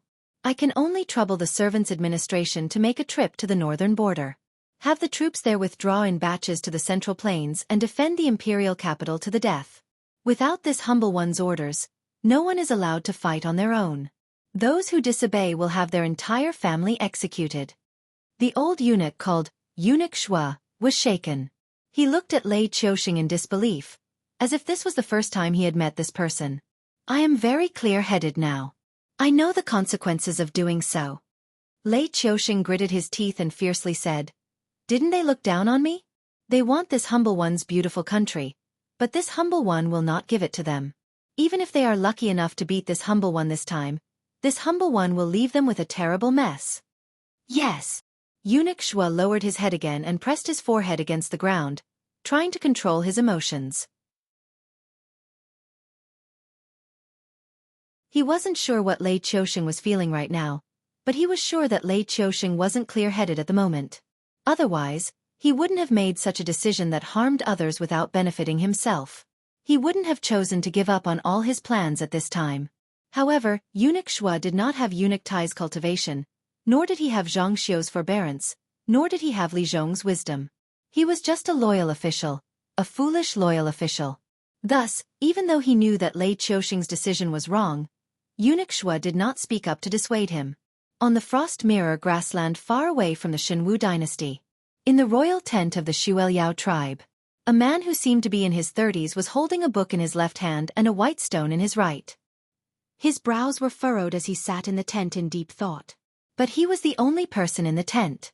No one knew who he was playing Go with, or what he was thinking about.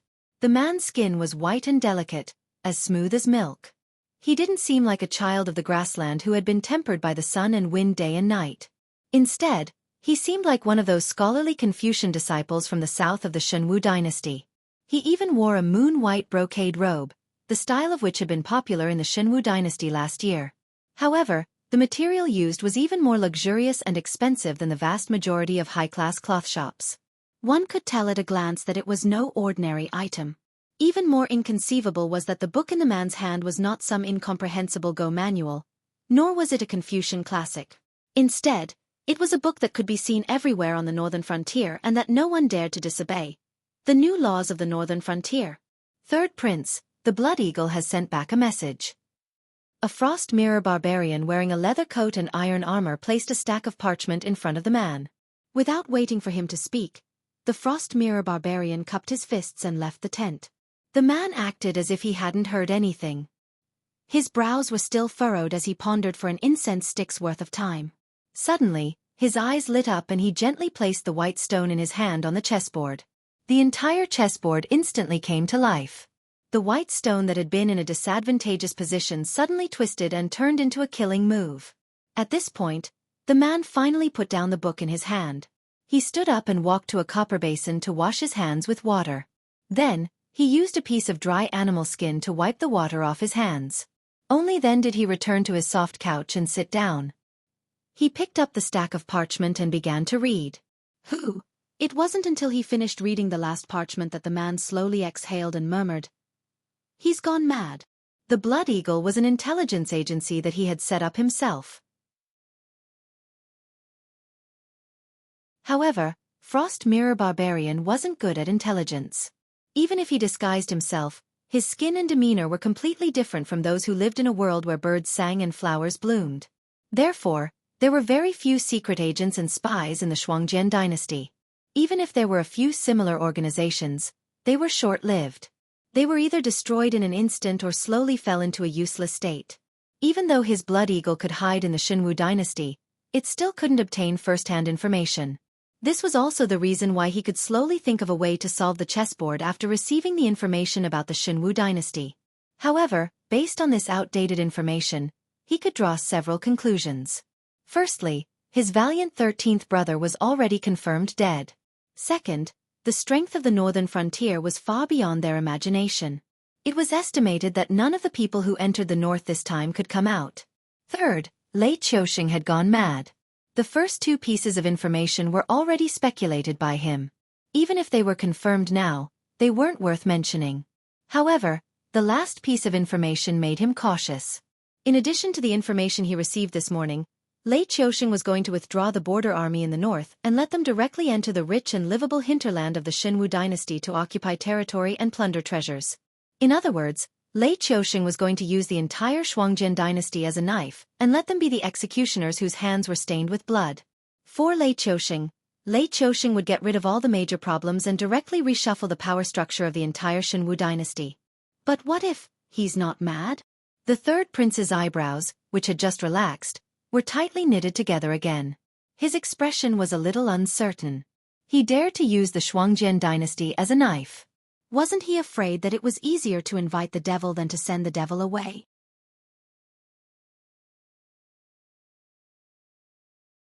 Chapter 500. The third prince sat in his own tent and frowned as he pondered. After a while, he realized that something was not right. How did Lei Qiusheng end up like this? It was because the Qingjiang Empire and Shuangjian Empire had joined forces with the Hengduan Mountains and the Dragon Palace of the Four Seas to attack the Shenwu dynasty at the same time. As a result, even the basic garrison troops were transferred to the front line. Although the front line looked stable, the interior was as soft as mud. Not to mention the northern frontier king and the Qingpang king. Even the rebels could threaten Lei Qiusheng's position. However, why would the four forces join forces to attack the Shenwu dynasty? With a third prince's wisdom that did not match that of the people in the grassland, He quickly thought of the top forces that were above the empire. It was obvious that Lei Qiuxing had offended one of the top forces because of something. That was why there was a war everywhere, giving the aristocratic families and sects who coveted the high position space to cause trouble. After joining forces with Lei Qiuxing, the situation gradually became clear. The thing that made the top forces hate the Shenwu dynasty so much that they used all their influence to make the four forces join forces should still be in Lei Qiuxing's hands. Otherwise, both the Shuangjin Empire and the Qingjiang Empire would have withdrawn their troops and returned to the empire. After all, the monster horde in the Hengduan Mountains would not reason with them. Since they had no military strength, the neighboring empires would not miss this opportunity to loot a burning house. However, the strange thing was that the forces that bordered the Qingjiang Empire and the Shuangjin Empire did not attack them at all. It was only after they attacked the northern frontier that the monster horde broke out on the Shuangjin grassland again. All the signs pointed to the fact that the item was still in Lei Qiuxing's hands. Also, the reason why he dared to take the risk was that the item could help him turn the tables after his plan of driving the wolves to devour the tigers. He could destroy the Frost Mirror cavalry that invaded the Shenwu dynasty. Thinking of this, the third prince's forehead was instantly covered in a fine layer of cold sweat. Shakily standing up from his soft couch, the third prince walked step by step towards the door of the tent. This was not because his body was weak. On the contrary, the fact that he was able to maintain his fair and smooth skin on the Frost Mirror grassland was not because he was talented. Rather, it was because the third prince had cultivated at a terrifying speed since he was a child. He was only in his 30s, but he had already reached the Heaven Star realm. With his stellar energy protecting his body, he was naturally impervious to the cold wind. In terms of cultivation alone, the third prince was probably the strongest of the Frost Mirror Khagan's many sons. Unfortunately, leading an army into battle did not depend on the cultivation of the general. There were many other factors that had to be considered. Although the third prince was not inferior to the 13th prince in terms of strategy and adaptability, the third prince was not inferior to the 13th prince in terms of motivation, morale and courage. Therefore the 13th prince was Bataloo, and the third prince was just the third prince. Your Highness, why are you? The two Bloodspan knights in charge of guarding the tent paled when they saw the third prince walk out of the tent. On the Frost Mirror grassland, where the 13th prince's fate was unknown, the third prince could not become the first successor of the Bloodspan tribe. However, the cunning third prince controlled the Blood Eagles. With the cunning of a fox and the eyes of an eagle, the third prince was practically the brain of the entire Bloodspan tribe. He spent most of his time in his tent, processing the intelligence reports from the Blood Eagles and formulating a plan of action for the Bloodspan tribe. Unless something major was about to happen, the third prince rarely left his tent. After all, the intelligence reports were already outdated. If he did not check them in time and did not react in time, the entire tribe might be plunged into an unknown and desperate situation that concerned the survival of the tribe. The third prince looked at the guards with a pale face and said in a low voice, "This matter is of great importance. It is not convenient for me to meet with my father directly.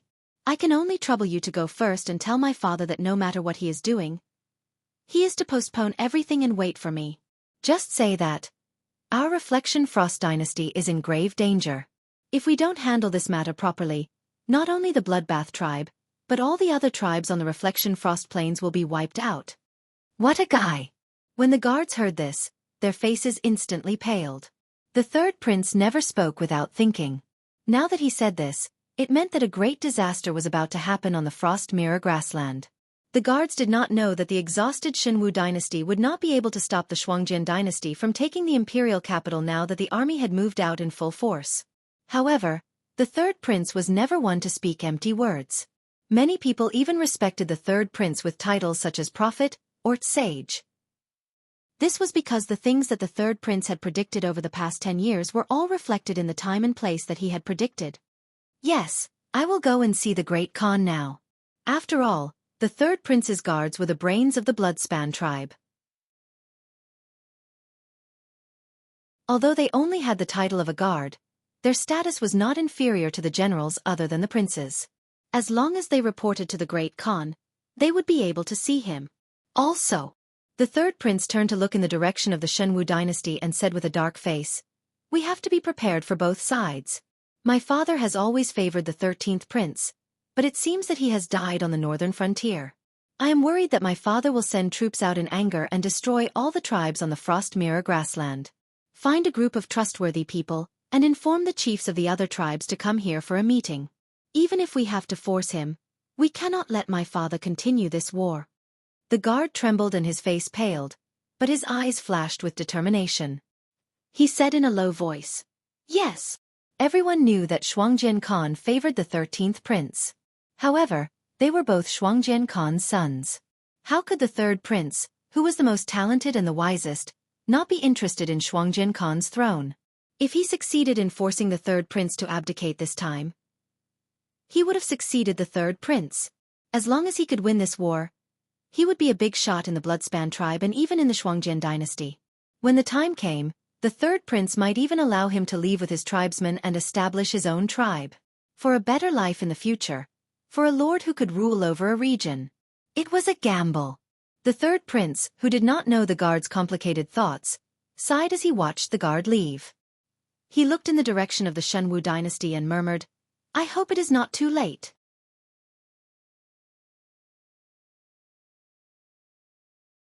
Chapter 501.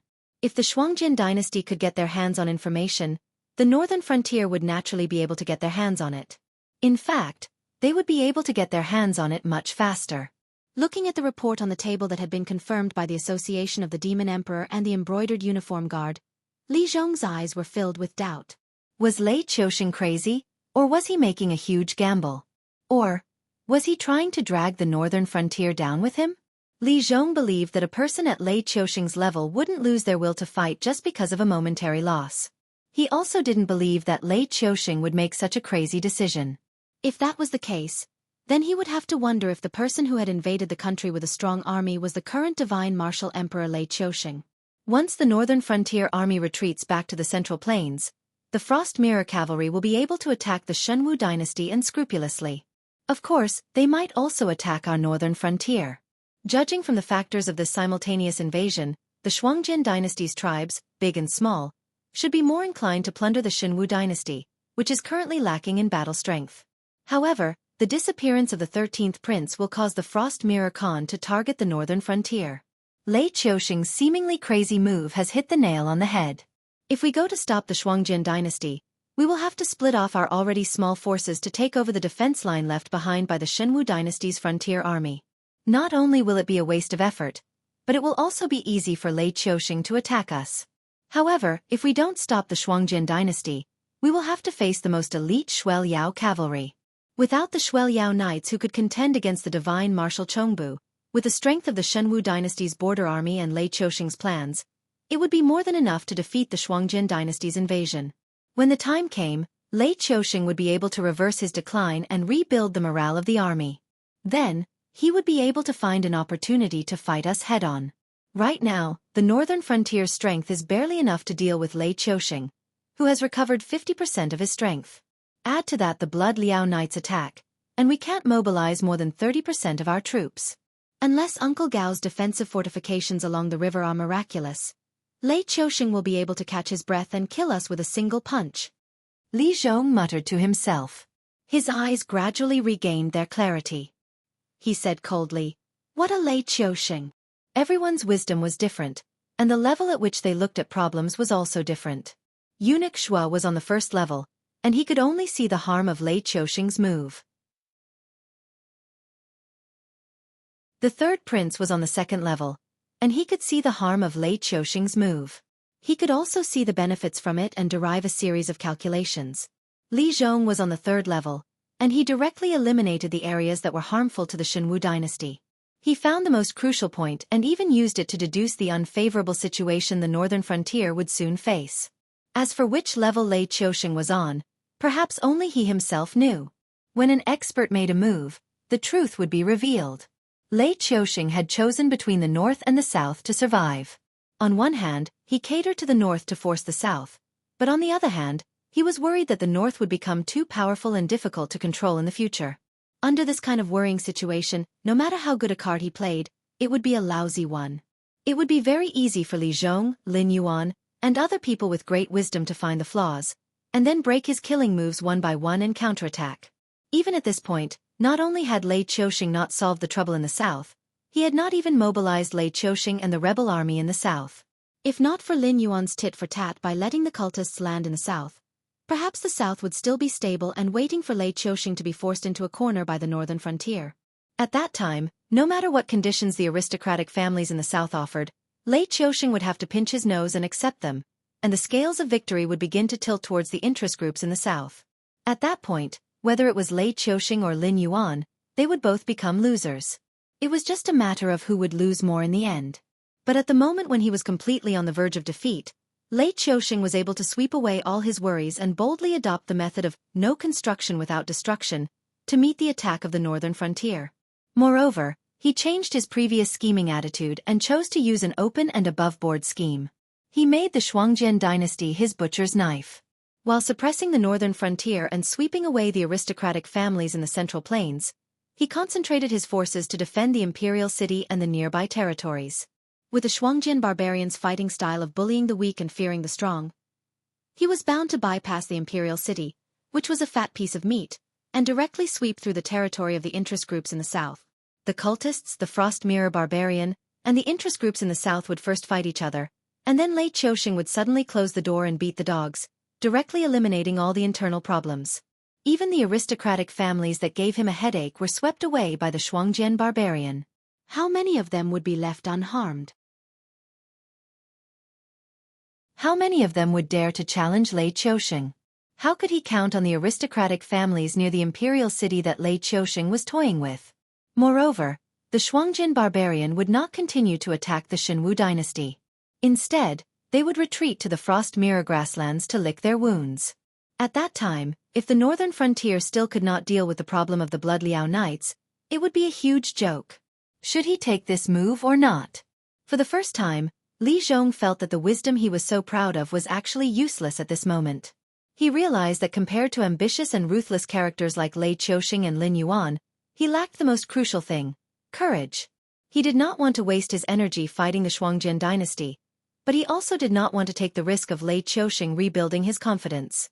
At this moment, he did not know what to do. Your Highness, battle report.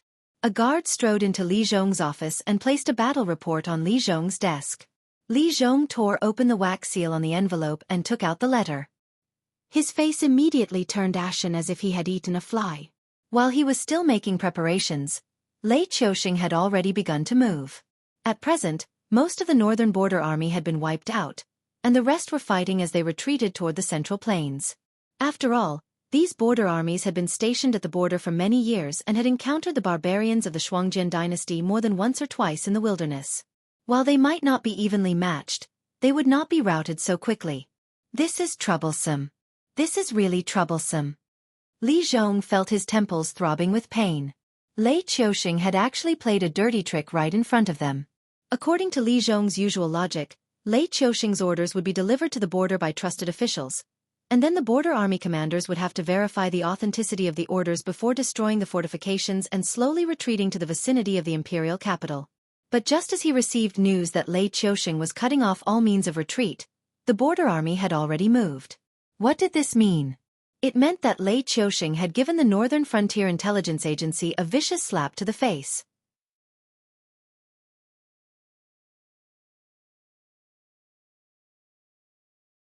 Chapter 502. Lei Qiuxing's order had already bypassed the intelligence system of the Northern Frontier and reached the border army. He pretended to be in the servants' administration just to confuse the intelligence agency of the Northern Frontier. He wanted Li Zhong and the others to think about it for a while when they received the message. Then he would take advantage of the time to mobilize the border army. In this way, no matter how fast the Northern Frontier's response was, it would be a joke. Because the border army had started to retreat in an orderly manner. Could the Northern Frontier attack the border army under the pressure of the Shuangjian barbarian and cut off their retreat? If the Northern Frontier really had that kind of strength, how could they be forced to this step? At the same time, it was also a challenge. How many troops do we have left? Li Zhong looked up at the guard who didn't have time to retreat, looking very gloomy. The guard thought for a while and said bitterly, "The main force of the southern expedition is in the border army to carry out the plan of the Great Wall. Some of them are in the north to clean up the rebels or to entangle the Frost Mirror barbarian who got separated from the main force. The Falling Star Army is now surveying the terrain near Wei River City, preparing to build a position to resist the naval attack of the Shenwu dynasty. The subhuman army is fighting with the demon beasts, so some of them are scattered in the forests. It's hard to gather them in a short time. If your highness wants to mobilize the troops as soon as possible, only the northern army hasn't been mobilized yet. Li Zhong was now a criminal. Without Lin Yuan's permission, the 100,000 guards of the prince's mansion were not allowed to leave Shunning City. They had already made a mistake once. If they made another mistake, no matter how good Li Zhong's reputation was, no one would be able to keep his head. Luckily, the northern army in the northern frontier could be mobilized, though the guards couldn't be mobilized. Li Zhong thought for a while and scolded with a smile. Mobilize the northern army? Then it's better not to do anything. The northern battlefront army, which had just been expanded twice, was disbanded recently. Those experienced soldiers were all sent to the front line. Even the soldiers we lost in the rebellion of the 3 cities were sent from the northern battlefront army. Do you think they still have people? Well, the god touched his head and smiled. Even so, they are one of the 3 armies in the northern frontier. They can spare 100,000 soldiers, can't they? Your Highness, you think too much. He could tell that this prince didn't care about his own life at all. He knew that this was a job that would cost him his head, but he still wanted to take the 100,000 guards out and wrestle with the border troops of the Shenwu dynasty who had retreated back to the Central Plains. Li Zhong shook his head helplessly and smiled bitterly. The northern army can't even gather 600,000 soldiers, and they have to be stationed in different places in the northern frontier. It's a chaotic time. Who knows how many demons and monsters are going to cause trouble? Almost all the bright gown guards are going to fight with the army. The local troops and the Association of Demon Kings can't suppress the northern frontier. Besides, Li Zhong stopped abruptly. He waved his hand and said, "Anyway, the northern army can't be mobilized. Within 4 hours, you have to bring me at least 100,000 soldiers. Otherwise, the guards of the royal palace will go out to fight. Even if we can't kill all the border army of the Shenwu dynasty, we have to try our best to wipe them out." As soon as he finished speaking, Li Zhong's face was so gloomy that it was about to drip water. Some words couldn't be heard by a mere guard. The northern frontier wasn't a paradise where everyone was united. There was a lot of blood hidden under the peaceful land. Various factions wanted to take advantage of this opportunity to fight for enough benefits for themselves. Although they had all given up on the position of the actual ruler under Lin Yuan, this did not mean that they were pure of heart and did not care about anything. It was like the aristocratic families that depended on the Northern Territory Chamber of Commerce to survive. How could the Qiao family and the Shui family be compared with the other aristocratic families? Although the forces that depended on the northern frontier were controlled by the factions and wouldn't think about being the leader, they would take this opportunity to suppress and scheme against each other because of their irreconcilable hatred. Even if they were punished afterwards, they would still do it. These actions were the same as the forces that rebelled in the Shenwu dynasty. It was just that they didn't have the resources and strength to stand on their own in the northern frontier. They could only drag down the forces of the other factions and try their best to eliminate more forces to increase their own speaking rights. Usually, the northern frontier looked peaceful on the surface. However, at this critical moment, no one could be sure whether they were loyal or not. Li Zhong didn't know who he could trust. He could only let them work together according to their original factions and try his best to avoid infighting. However, there were some ticking time bombs that he had to guard against. For example, Zhang Qilin. The god had a bitter expression on his face.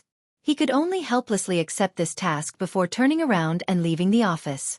He didn't have as many misgivings as Li Zhong. Naturally, he didn't have as many worries as Li Zhong. However, Li Zhong was now their master. Once Li Zhong fell from power, they could forget about having good days in the future. I really envy you guys. You don't have to think so much. Li Zhong looked at the guard who was gradually walking away and shook his head with a bitter smile. However, a moment later, Li Zhong's face returned to its cold and indifferent expression. However, a trace of madness appeared in his eyes. Didn't you, Lei Qiuxing, want to play an open scheme with us and turn the area around the imperial capital into a place where anyone who touches you will have to stab their hands with blood? This old man doesn't believe in this evil. While you're organizing a defensive position, this old man will do his best to eliminate the effective forces in your hands and let those Shuangjian barbarian people bleed first. Let's see if you can still sit still on the fishing platform. Li Zhong's strategy wasn't weak. However, he didn't have Lei Qiusheng's boldness. However, this didn't matter. Even a rabbit would bite when cornered. If he couldn't find a way to deal with Lei Qiusheng's open scheme with his own courage, then he might as well give up on his reasoning and use an absolutely bold and crazy strategy. In any case, Lei Qiusheng dared to act as if he was going to drag the northern frontier down with him. How could the northern frontier not dare to accept this? However, on the surface, Lei Qiusheng wanted to drag the northern frontier down with him. However, he still had a trump card in his hands. It didn't matter even if he didn't achieve the desired effect. In any case, Lei Qiusheng was extremely confident that he would still be the ruler of the Shenwu dynasty. He wouldn't become a speck of dust in the long river of history because of a small disturbance. However, Li Zhong's crazy response was just a risky move. To put it bluntly, it was just a bluff. In his heart, he really did have some thoughts of dragging Lei Qiusheng down with him.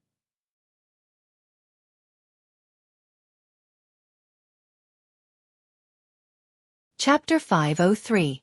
But it doesn't matter. After all, I still have the Dragon King behind me. The madness in Li Zhong's eyes gradually subsided. Lei Qiusheng had some unknown trump cards in his hands, but how could Li Zhong not have any trump cards in his hands? The situation had already become so dangerous, but Lin Yuan didn't show any signs of panic. He didn't even have the intention to recall the army in the south back to the northern frontier to fight together. That must be because Lin Yuan still had other cards that he hadn't played yet. Li Zhong knew his position, so he also knew that no matter how much power Lin Yuan gave him, he was still a puppet. And no matter how much a puppet struggled, it was still within the scope of Lin Yuan's ability. As long as Li Zhong wasn't stupid enough to cancel Lin Yuan's original arrangements and order all the troops in the northern frontier to die, then Lin Yuan would still be able to clean up the situation. There was indeed only one ruler in the northern frontier, but Li Zhong, as the king of the northern frontier, still had a lot of power in his hands. In addition, Lin Yuan deliberately molded Li Zhong into a positive figure who always thought for the common people. Anything that was beneficial to the people in the northern frontier would be credited to Li Zhong. The dirty work was basically done by people like Luo Su, Shi Dong, and Xia Siyu. This was because Lin Yuan was very clear that the law of the jungle could be absolutely observed in the Hengduan Mountains.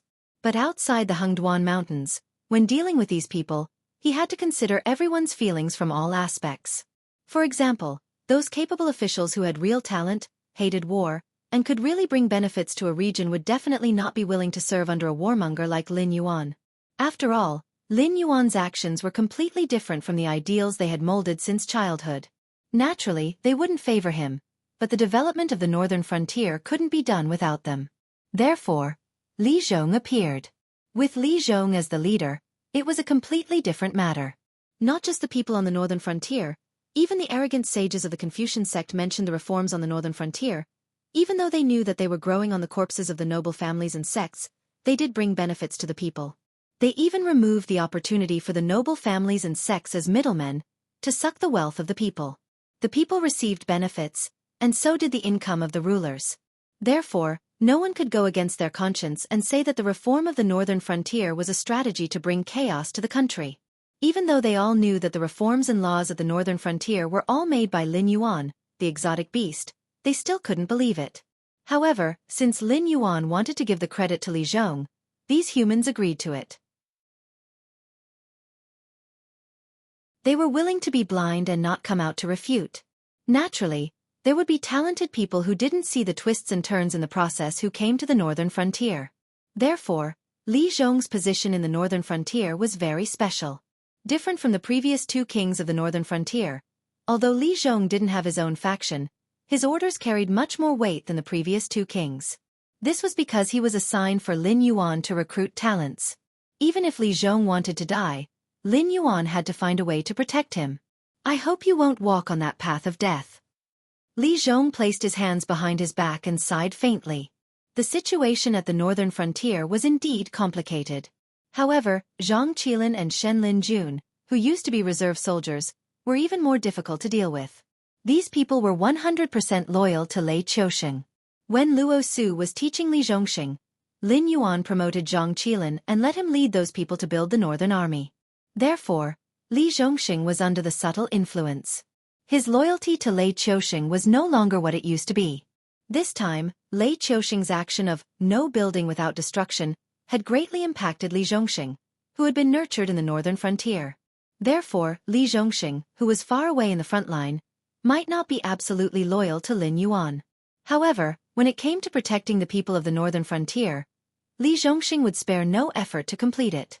Therefore, the Great Wall plan would never have any mistakes. However, Zhang Qilin, who had been hanging out with those old brothers, wasn't affected by this. These people still maintained absolute loyalty to Lei Qiusheng. Since Lei Qiusheng could bypass the intelligence agencies of the northern frontier and move the border army to retreat under their noses, then it was impossible for him not to bypass their spies and send the secret edict to Zhang Qilin.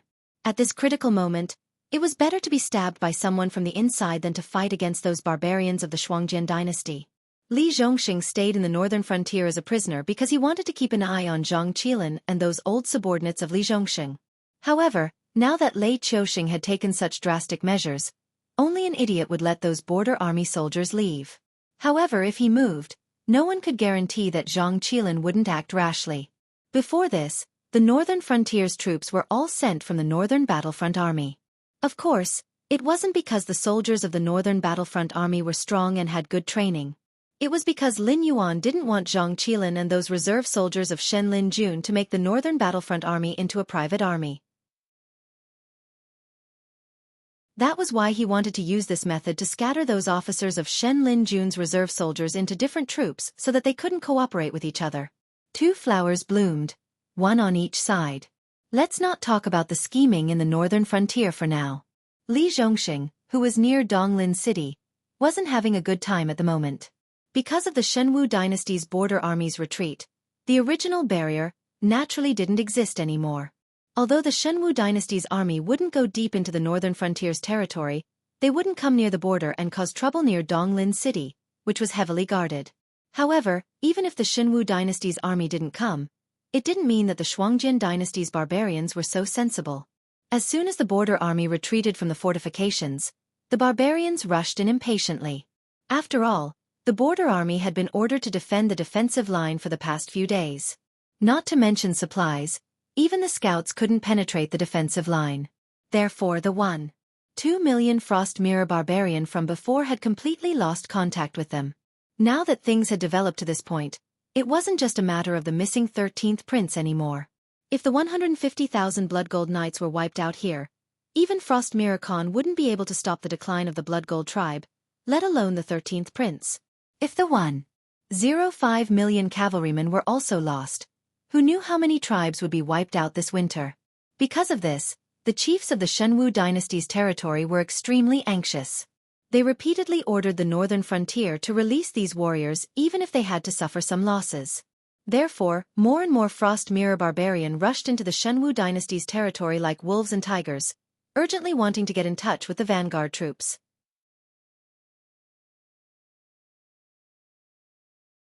Chapter 504. Previously, Li Zhongxing had used a different strategy to eliminate the vanguard troops, so he could treat them as if they did not exist. But now that the Great Wall plan was halfway through, if he allowed this large wave of barbarians to pass through, the entire plan would become a joke. Moreover, even if these barbarians were not very smart, it was impossible for them to allow the northern territory to build a defensive fortification that could isolate them from their territory. Damn it, let's go all out. Li Zhongxing unsheathed the long sword at his waist and said fiercely, "Don't panic. Craftsman, finish your work in an orderly manner. My men will escort you back to the safety of Donglin City in an orderly manner. Leave 5,000 men to guard the craftsman. The rest of you, follow me and prepare to fight those barbarians." Almost all of the soldiers following Li Zhongxing were the elites of the southern expedition. Apart from the first batch he had brought out, the rest were all veterans who had participated in the encirclement and suppression of the rebel army in the north. Although the quality of their battle was not up to par, they had still been honed on the battlefield. These soldiers naturally exuded the aura of an invincible army. The Shuangjian barbarian army arrived in an instant, but they did not break through the enemy's formation and charge immediately. Instead, they set up camp 15 li away from Donglin City, seemingly intending to engage in a tug-of-war with Li Zhongxing's headquarters. This was the first time the two sides had met. Even the arrogant Shuangjian barbarian army did not dare to be careless at this moment. After all, the 13th prince, 200,000 blood-rich cavalrymen, and 450,000 cavalrymen from various tribes had all been lost in the north. Now that the brothers who had invaded the Central Plains had regained contact with them, those who had entered the northern territory were like clay oxen entering the sea. It was as if they had disappeared directly. Given the barbarians' character of bullying the weak and fearing the strong, even if they had not personally experienced the battle with the Northern Frontier Army, they would still realize that the so-called information about the Northern Frontier being weak was all fabricated by the Shenwu dynasty to deceive them. The one who was truly weak was the Shenwu dynasty. However, now that things had developed to this point, the Mirror Frost dynasty did not have the spare energy to cause trouble for the Shenwu dynasty for the time being. After all, their brothers, as well as the 13th prince, whom the Khan had placed all his hopes on, were all trapped in the north. If this matter was not handled properly, the Mirror Frost Khan would be enraged, and countless heads would roll. Both sides had merely set up a battle formation and were facing each other. Unexpectedly, neither side had any intention of taking the initiative to attack.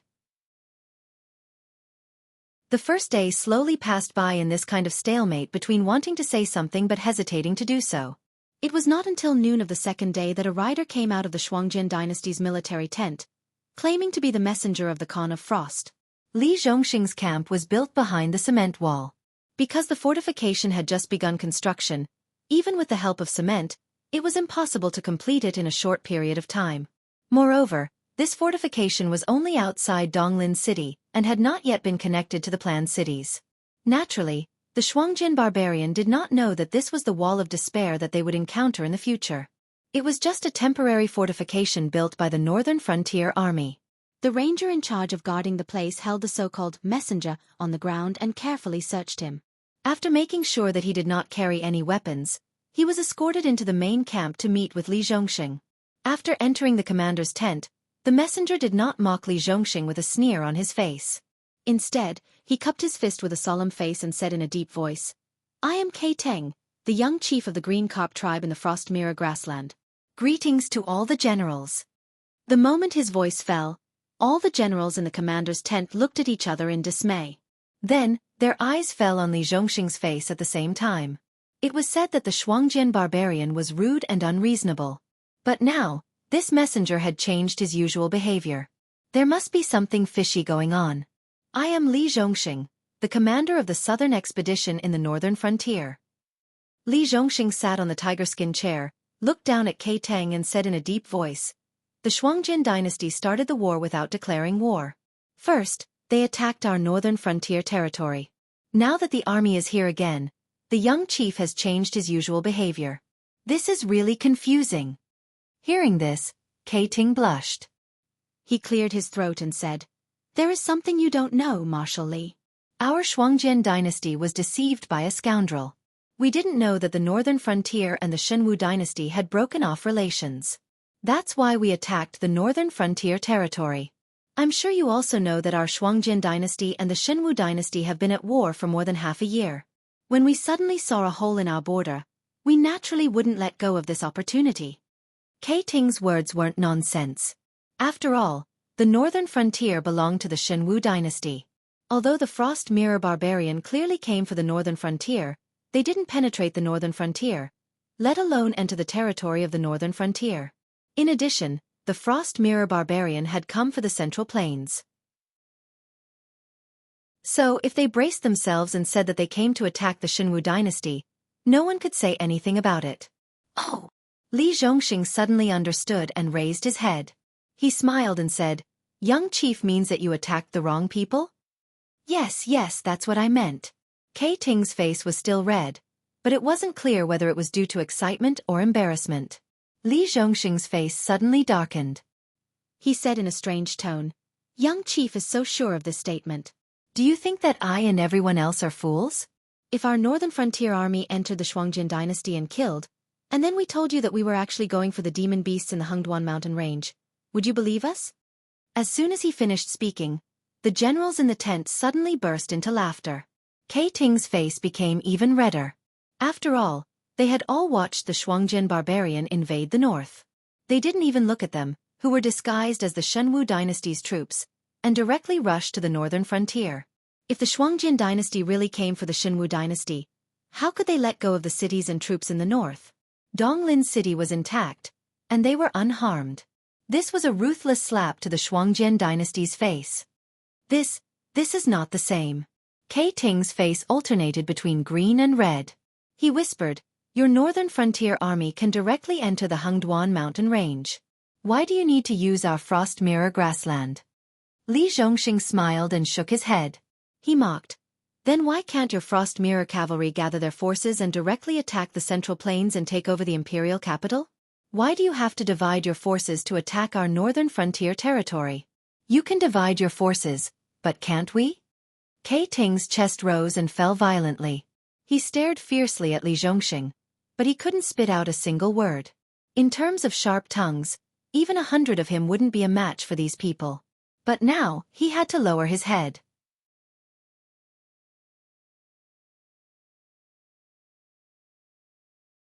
Chapter 505. You're being bullied to this extent and you're still not angry? As Li Zhongxing mocked Kai Yan, his eyes flashed with a sharp light as he began to secretly plan. The Shuangjian dynasty hasn't changed much, but they also have experts on their side. They know that Lei Qiusheng wants to use them to clean up the families and sects of the Xinwu dynasty and suppress us at the same time. When the matter is almost done, Lei Qiusheng will make his move. At that time, those Shuangjian barbarian in the south of the Xinwu dynasty won't be able to come out. Therefore they can only set their sights on the northern frontier, hoping to liberate their forces from our side and ensure that the Shuangjian dynasty won't be greatly damaged by Lei Qiusheng's scheme. After all, after this matter is over, many forces will want a share of the profits. Suddenly, Lin Yuan's voice interrupted Li Zhongxing's contemplation. Li Zhongxing looked around and didn't see any signs of Lin Yuan's existence.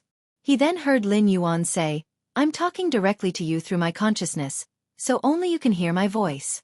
You don't need to find out where I am. Just deal with the matter at hand and try to stall for time. Wait for our people to kill the Frost Mirror barbarian in the northern frontier, but don't deliberately cause a conflict." With Lin Yuan's support, Li Zhongxing's thoughts inexplicably calmed down. Clearing his throat, Li Zhongxing said with a smile, "Young clan leader, you don't need to take it to heart. I'm just complaining.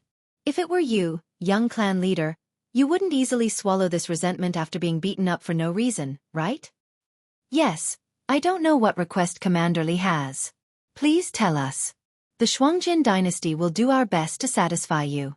Seeing that Li Zhongxing was giving him a way out, even though Kai Tang had been humiliated to the point of wanting to die, he had no choice but to pinch his nose and agree. However, this time, Kai Tang emphasized the word's reflection of the Frost dynasty. He wanted to remind Li Zhongxing that he was not alone. There were still millions of reflection of the Frost cavalry outside. If the two sides could not come to an agreement, they would have to fight. If the two of them had a normal conversation, Li Zhongxing might have to think twice before bargaining. However, with Lin Yuan's support, Li Zhongxing no longer had any desire to negotiate. This was because Lin Yuan never intended to give him any face from the beginning. In the end they would still have to fight. After pondering for a moment, Li Zhongxing's lips curled up slightly. He smiled and said, "Young clan leader, you're too polite. I'm just a commander. Even if I want to negotiate, I'm not qualified. How about this? Young clan leader, go back and rest for 2 days. I'll quickly send a letter to the Northern Frontier Mansion, and let the king of the Northern Frontier count the casualties before coming back to talk to young clan leader." Although Kai Yan was smiling, he was cursing in his heart. Of course, he knew that Li Zhongxing's rank wasn't high enough to negotiate with them. However, as one of the 3 commanders of the Northern Frontier, Li Zhongxing's words still carried a certain amount of weight on the Northern Frontier. More importantly, Li Zhongxing and his men were currently at the pass. As long as he didn't agree, his brothers trapped in the north wouldn't be able to come out. They wouldn't even be able to send in supplies. Who knew how many people would die in these 2 days? Licking his lips, Kai Yan asked tentatively, "Commander Li, I came here with sincerity. However, I don't see any sincerity from your side. How about you open a path and let the warriors of the Shuangjin dynasty, who mistakenly entered the northern frontier, return home?" Humph. Almost instantly, Li Zhongxing heard 2 cold snorts. One voice came from Lin Yuan, and the other voice came from a middle-aged scholar in a grey robe in the tent. The middle-aged scholar cupped his fists toward Li Zhongxing, then looked at Kai Yan with a gloomy face and said in a cold voice, "Warriors? Those barbarians may seem like warriors to you, but in the eyes of the northern frontier, they are complete sinners. This young master, your Shuangjian dynasty wantonly invaded our northern frontier, committing all kinds of crimes. Now that you see that the situation isn't right, you send someone over to say a few words and want us to let them go? Isn't the price of invading our northern frontier a little too low?" "You are?" The corners of Kai Yan's mouth twitched as he gloomily stared at the middle-aged scholar. After all, Li Zhongxing's army was blocking the path that they had to pass through. No matter what, he was a mountain that could not be bypassed. The Shuangjian dynasty did not want to waste their military power in such a meaningless place, so they naturally had to say all they could. However, if it was someone else who came to talk to him, he would not be so good-tempered. If it were not for the fact that this middle-aged scholar was Li Zhongxing's subordinate, he would have already brandished his blade and cut him down. Qin family of Taizong. Chen Zifeng. The middle-aged scholar coldly stared back at Kai Yan without the slightest hint of panic in his eyes. Chen Zifeng was a traitor on the side of the aristocratic families during the rebellion of the Three Cities. He might not be first-rate in terms of cultivation or strategy, but his insight was unparalleled. From the moment the northern frontier prince's residents began to carry out military orders, he understood one thing. Lin Yuan had no intention of letting go of the Shuangjian dynasty's cavalry that had entered the northern frontier. In other words, Lin Yuan's original intention was to completely fall out with the Shuangjian dynasty. With such a style, either Lin Yuan was not worried about the Shuangjian dynasty's revenge, or he had something that could threaten the Shuangjian dynasty. Coupled with Li Zhongxing's current attitude, how could Chen Zifeng, who had already seen through everything, not jump out and make his presence known in the eyes of the Dragon King? "Never heard of you. But then again, you don't have the right to talk to me." Kai Yan disdainfully shook his head and sneered. "Do you think that the Shuangjian dynasty is weak and easy to bully just because I say a few words? Do you really want us to break into this weak camp of yours and hold our swords to your necks before you're willing to talk?" The Shuangjian dynasty's soldiers were used to being rude and rude. After Kai Yan finished speaking, he felt that he had finally vented the anger in his heart. Especially after he finished speaking, the generals in the tent no longer dared to say anything else, especially the more timid ones. At this moment, a thin layer of cold sweat had even seeped out of their foreheads. Seeing this scene, Kai Yan felt even more confident. After all, not wanting to lose manpower was one thing. The main reason the Shuangjian dynasty's army was willing to stop and negotiate with Li Zhongxing was because this army was at its peak and had an oppressive aura. Once the two sides started fighting, the Shuangjian dynasty's army might not be able to gain much of an advantage. But now, he realized that although the soldiers below were full of fighting spirit, the generals who made the decision might not have the courage to fight to the death with the Shuangjian dynasty. Clang! Before Kai Yan could feel smug for long, Li Zhongxing stood up from his tiger-skin chair and drew his personal guard saber. He walked over to Kai Yan with a majestic gait, his eyes blooming with killing intent. "Since young clan leader has said so, then let's talk after we fight."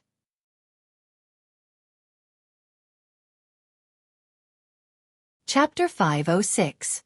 As soon as Li Zhongxing's challenge ended, the generals and strategists in the tent no longer hesitated.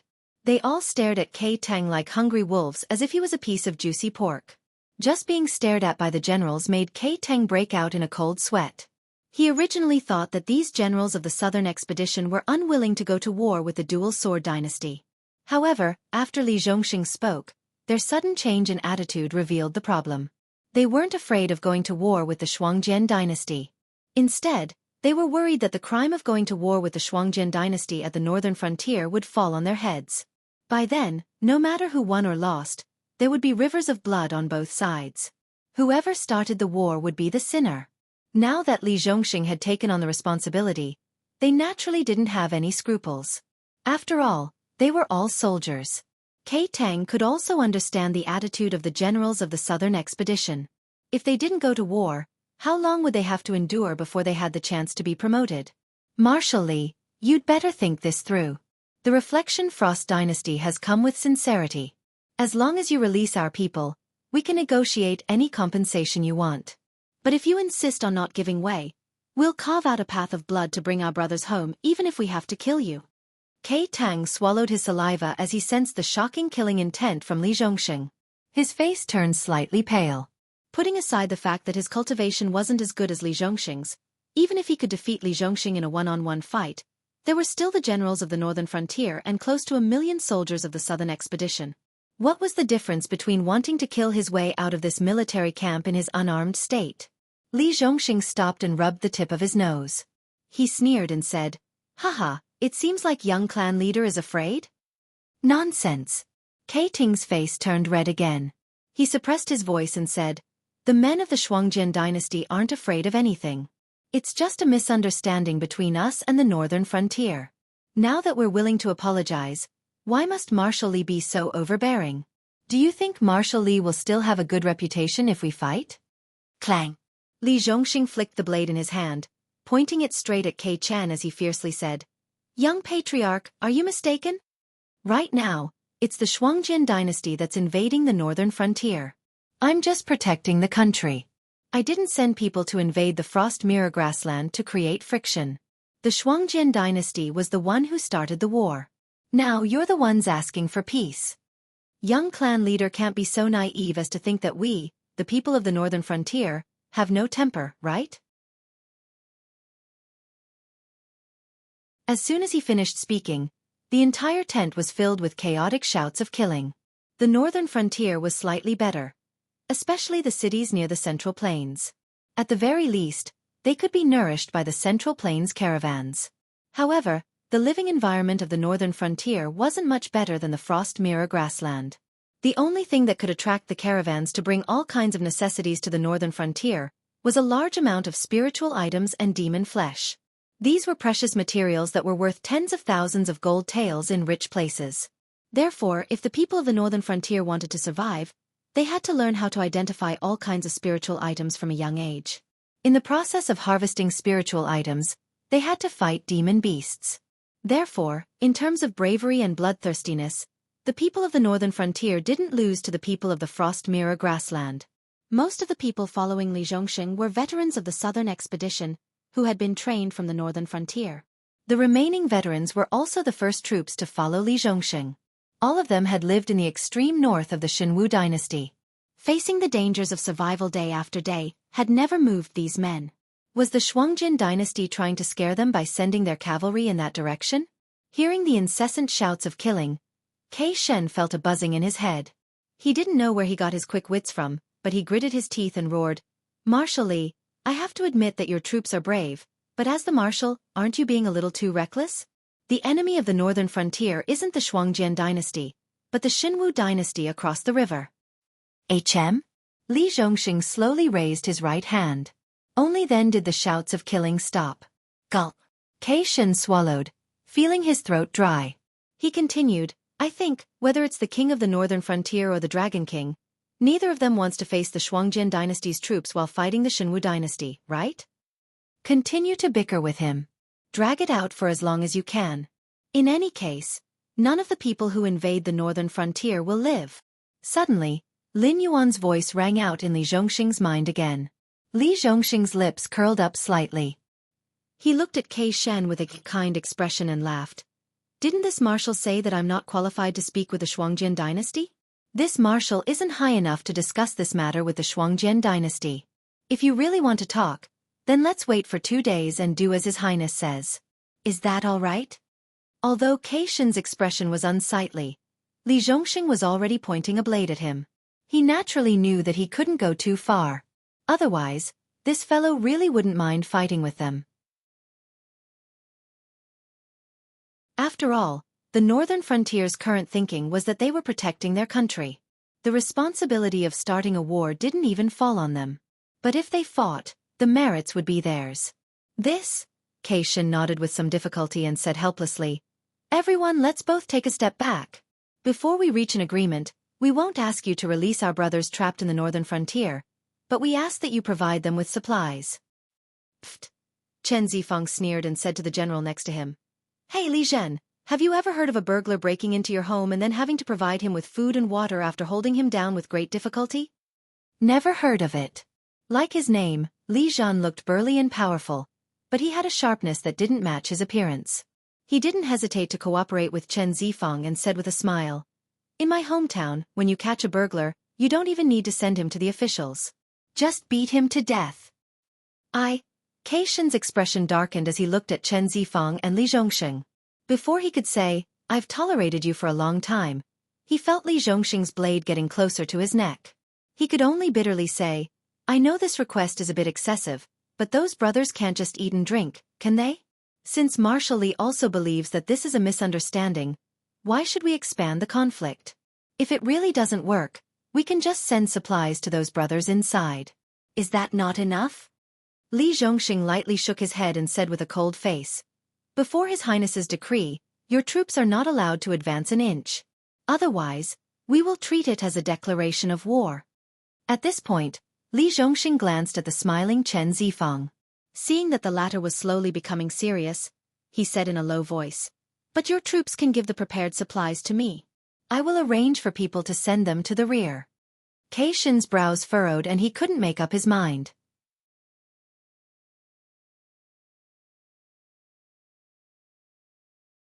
Chapter 507. In the end, Kei Tang chose to give in and agreed to send the supplies to the Southern Expeditions camp. However, he also proposed to send some cavalry with good cultivation to transport the supplies. Firstly, he wanted to ensure that these supplies would not be used to support the enemy. Even if the Southern Expedition wanted to take these supplies, they might not be able to kill all the cavalry. If one or two escaped, the two sides might go to war. The consequences were not something Li Zhongxing could bear. Secondly, he wanted to see for himself the condition of the grassland warriors who had lost contact with the Shuangjian dynasty, and see if they were still worth saving. After all, they were now asking for peace with the northern frontier. This was equivalent to exchanging real money for the warriors trapped in the northern frontier. It was similar to the trade of people within the Shuangjian dynasty. The attitude of the northern frontier was obvious. Kei Tang did not think that the northern frontier's appetite would be small. Even the extremely wealthy Bloodbath tribe would have to fork out a huge sum of money to exchange for the Frost Mirror cavalrymen, not to mention the tribes that the cavalrymen originally belonged to. According to the rules, the tribes that the cavalrymen originally belonged to would have to pay at least 40% of the cost. If this amount of wealth was distributed to the various smaller tribes, it would be an astronomical sum that would suffocate them. Although the Frost Mirror grassland did not lack resources, due to the special living environment, they did not only trade animal meat, spiritual items, and other goods that were widely circulated everywhere. The extra people would also be treated as trade goods.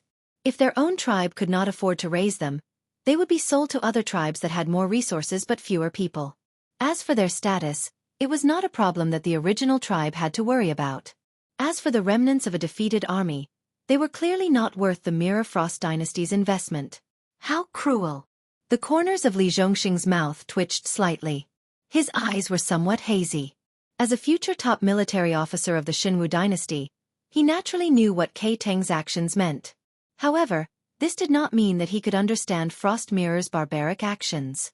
In his opinion, if his fellow soldiers and comrades had fallen into such a situation, he would choose to save those who might still be alive no matter what the price was. He would also try his best to send the bodies of the dead back to their hometown for a proper burial. Unlike Frost Mirror Man, who regarded his compatriots as a resource and only traded with them when he could gain benefits from it, Frost Mirror Man did. If they were in the same predicament one day, would they be disgusted by their fellow soldiers' actions? After Kei Tang left the camp, Li Zhongxing waved his hand and dismissed all the generals and staff officers in the commander's tent. In order to prevent a troop from becoming the personal army of the commander, Li Zhong carefully divided each troop into different battalions. Every 10,000 men could form a battalion, and each battalion had a battalion commander, a deputy commander, and 3 staff officers. Including the mid-level and low-level officers, any battalion of the 3 armies of the northern frontier could almost snowball into a huge army without falling into chaos. Although the battalion commanders and deputy battalions were all outstanding graduates of the military school of the Northern Frontier Academy, their backgrounds were completely different. Some were grassroots generals promoted by Lin Yuan from poor families, while others were descendants of aristocratic families who had submitted to Lin Yuan. As for the staff officers, one was from the Demon Emperor Association, while the other 2 were guests of Li Zhongxing and Qianhu of the Genie Guards. It could be said that each faction was stuffed into a battalion to check and balance each other. No matter what the characters and abilities of these people were, they all had their own factions behind them. Naturally, it was impossible for them to get along well. After all, everyone had their own interests. Only very few people would believe in feelings and loyalty. Of course, in order to prevent each faction from harming their comrades for their own interests, Li Zhongxing also adopted a system of punishment. For example, once disobeying orders, the battalion commander, deputy battalion commander, and 3 staff officers would not be able to escape. It was fine if it was impossible, but if anyone was determined to drag down the northern frontier, before facing the anger of Lin Yuan and Li Zhongxing, they would still have to wrestle with the other 4 big shots. Unless all 5 of them were determined to betray the northern frontier, just the difference in strength alone was enough to send those disloyal fellows to hell. It was also because of this system of appointment that although Li Zhongxing was nominally the commander of the southern expedition and could mobilize any unit, he could only give a general strategy and detailed battle objectives. The degree of completion and the plan of completion were all discussed by his subordinates. If Kei Ting had not come to the meeting as an emissary of the Shuangjian dynasty, the northern frontier generals and staff officers would never have gathered in Li Zhongxing's tent. Now that the meeting was over, even if Li Zhongxing did not ask them to leave, they would not stay here for long. After all, no one knew when the war would start. If they had the time to chat here, they might as well go back and sharpen their weapons. Dragon King, I'm not doubting you, but I feel that your way of doing things is no different from playing with fire. After everyone had left, Li Zhongxing casually threw his saber to the side and sat down on his tiger-skin chair. He said in a deep voice, "Since you don't intend to negotiate with these barbarians, you shouldn't keep them in suspense. Now that things have come to this, it's really not easy to end things." Lin Yuan's projections slowly condensed in Li Zhongxing's commander's tent. A cold glint flashed in his different-colored eyes as he sneered, "I want to use the fate of these barbarians to tell everyone that no matter what schemes they have behind the scenes, if they don't have the determination to fight to the death with the northern frontier, don't interfere. Otherwise, this king will directly chop off their hands. Do you think it's better to settle things once and for all, or to drag things out slowly?" At this point, Lin Yuan paused for a moment and said, "The Northern Territory Chamber of Commerce has indeed brought in a lot of profits. Before this, it could almost support the simultaneous operation of several projects. But after the war started, 2/3 of the reform and construction projects in the northern frontier were suspended, and all the money squeezed out was used to fund the various troops. Because of this, the various departments still owe the soldiers their salaries. Although the equipment from the Ministry of Works and the Ministry of War has been equipped with all of you, they have only paid you a portion of the cost of the materials. They still haven't paid you the labor fees and salaries." A string of black lines slowly appeared on Li Zhongxing's forehead. Of course, he knew that war cost money, and a lot of it at that. For example, the Xinwu dynasty had been peaceful for decades. Even if the officials were greedy, the treasury was still considered rich. It wouldn't be an exaggeration to say that Lei Qiuxing slept on a mountain of gold every day. But how long had it been since the war on 4 fronts started? The treasury of the Xinwu dynasty had basically been emptied.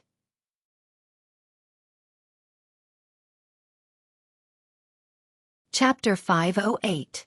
After all, you're a general now. You can't think in such a simple way. Theoretically, I should only pay you the salary of the South Expedition Army. Actually, you should be concerned about the expenses and rations of the surrendered troops and captives. However, I still paid the bill for you. As of now, your South Expedition Army is growing larger and larger in scale. Did I tell you to stop?" Lin Yuan sat up and said calmly, "Anyway, I don't want to fight the Xinwu dynasty and the Shuangjian dynasty slowly. If you want to let these people go, you will have to fight at the front when the Frost Mirror Barbarian invades next time. Also, don't expect me to pay you a single cent outside of the establishment." The corner of Li Zhongxing's mouth twitched slightly. He held back the swear words that were about to come out of his mouth. He didn't have the national treasury of the Xinwu dynasty that had been peaceful for decades, nor did he have the terrifying beast that was the Northern Territory Chamber of Commerce. If he had to support an army of millions of people, wouldn't that be asking for his life? But Lin Yuan's attitude was very clear. He didn't want to fight this war. Whoever wanted to fight would pay. Li Zhongxing wanted to complain about this kind of rascal behavior, but he didn't know how to say it. After all, The southern expedition's military strength was several times greater than the establishment that Lin Yuan had given him. And as the work of cleaning up the northern territory continued, this number was still increasing. When the war was over, they would definitely be dealt with. But Li Zhongxing didn't want to be forced into a dead end because of this matter. Then if all 500,000 Frost Mirror barbarian soldiers are lost at the northern frontier, how should we deal with it? Now that the Shuangjian dynasty has taken the initiative to beg for peace with us, it seems that they are prepared to bleed a lot. But not only did the Dragon King not give them face, his actions are no different from starting a war. If they really go to war regardless of everything, it will be no less than a disaster for our northern frontier. Li Zhongxing cupped his fist at Lin Yuan and said in a deep voice, "Am I right?" Li Zhongxing, who was disgusted by Lei Qiusheng's action of abandoning the people in the northern territory, couldn't tolerate sand in his eyes now, especially after experiencing the good life of the people in the northern frontier. Li Zhongxing couldn't be said to be loyal to anyone now. The only thing he wanted to protect was the people in the northern frontier who had sacrificed everything for their livelihood. Lin Yuan said that he wasn't willing to go to war with the Shuangjian dynasty, but at the same time, he was provoking the Shuangjian dynasty.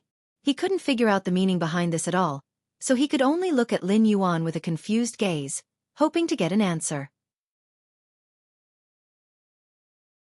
If Lin Yuan really decided to go to war with the Shuangjian dynasty at the critical juncture where the Xinwu dynasty was about to launch a counterattack against the northern frontier, then Li Zhongxing would summon those loyal to him to launch a military remonstrance even if it meant risking his life, forcing Lin Yuan to give up this bold idea that shouldn't have existed. The northern frontier alone was enough for them to digest for a long time. Not to mention that Lei Qiusheng still had the strength to spare. Even if he could kill Lei Qiusheng in one blow, the northern frontier wouldn't be able to take down the remaining central plains and southern territories. So Li Zhongxing is right. You still have room for improvement in strategy, but in terms of strategy, you're just a chicken. Lin Yuan looked at Li Zhongxing with pity, helplessly shaking his head, and explained, "Right now, we're not the ones fighting a war. I'd rather use these military funds to develop the northern frontier and even the entire northern territory than waste them on such meaningless things. You're also one of the people with the highest status in the northern frontier. You should know how much work we still have to do and how much resources we lack." Hearing this, although Li Zhongxing didn't like the way Lin Yuan looked at him like he was an idiot, he still nodded to show his agreement. If Lin Yuan really was a warmonger, he wouldn't waste time researching the new laws of the northern frontier. He also wouldn't exterminate the sects and then punish the noble families. He also wouldn't take all the land in the northern frontier and rent it to the people for farming at a very low price. At the same time, he would establish the Northern Frontier Academy and a series of huge projects related to people's livelihood, medical care, and other fields. Just by relying on the Northern Territory Chamber of Commerce, it wasn't impossible for Lin Yuan to cultivate the northern frontier into a war-loving land where everyone was a soldier. However, Lin Yuan's choice was to slowly develop and gradually reform. Every move might not be beneficial at the moment, but it would definitely be beneficial for the future. If there were really so many resources that he didn't have any place to use them, Lin Yuan would definitely carry out more projects and build more gathering places so that every inch of land in the northern frontier could be used properly. He wouldn't train an army to compete with the Xinwu dynasty. Although it looked like Lin Yuan made the first move, in reality, Lin Yuan's purge of the northern frontier was Lei Qiusheng's idea. The situation had developed to this point because Lei Qiusheng didn't want Lin Yuan to easily take over the northern frontier. It would be best if he acted like a tool and wiped out the rebellion in the northern frontier. After forcing the southern frontier to make a move, he would obediently retreat to his own northern frontier. However, Lei Qiusheng wasn't the only tyrannical person in this world. Lin Yuan, who was able to come up with God's mandate and King's law, was no less tyrannical than Lei Qiusheng. However, Lei Qiusheng didn't have the boldness to lie by the side of the bed and allow others to sleep soundly.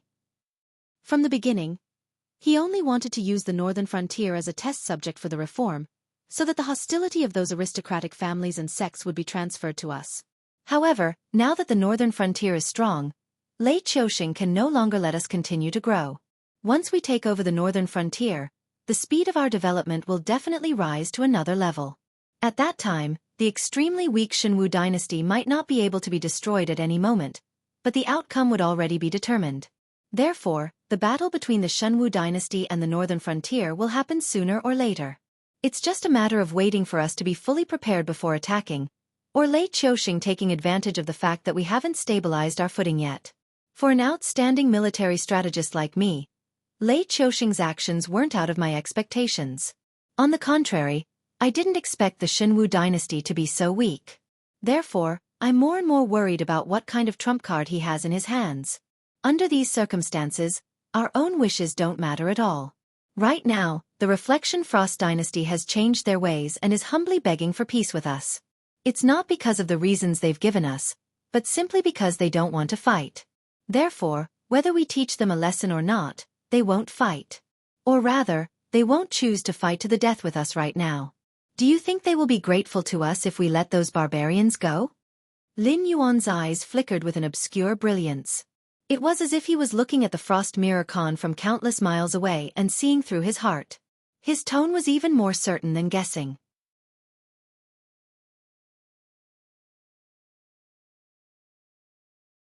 Chapter 509. Isn't that the case? Li Zhongxing's eyes widened. If all 500,000 Frost Mirror cavalrymen are killed, it'll be a blood feud. Those barbarians will never let it go. They'll have to go to war eventually. Your actions will definitely bring the war forward. Li Zhongxing felt that the more he listened, the more confused he became. It seemed that Lin Yuan was right, but his reason told him that this was all sophistry. Lin Yuan definitely had other plans behind his back. After such a huge feud, even if Frost Mirror Khan didn't want to go to war with Lin Yuan, those tribes would definitely force him to send troops to the northern frontier. After all, only some of them were unlucky now. Once the war started, the northern frontier and the whole Shuangjin dynasty would be in trouble. Even if it was for the survival of their own tribes, most of them would choose to go to war. Frost Mirror Khan is like a wolf. Before they're full, they'll keep following you. When you show a weakness, they'll pounce on you and tear your flesh apart to fill their stomach. If you don't want to, you can only raise your weapons and beat them until they're scared. Only then will they tuck their tails between their legs and show their more dog-like side. They'll stay away from you and won't dare to provoke you for a while. If we show weakness now, the Shuangjin dynasty won't be grateful to us. Instead, they'll think that the northern frontier is only strong on the outside but weak on the inside. After they've healed their wounds, the first thing they'll do is to invade our territory and burn, kill, and pillage. By then, it'll be an endless war. Mirrorfrost had fallen into Lei Qiuxing's trap. Not only were the 700,000 Mirrorfrost cavalrymen trapped in the Central Plains unable to come out, even more Mirrorfrost cavalrymen would be trapped in this deadly trap.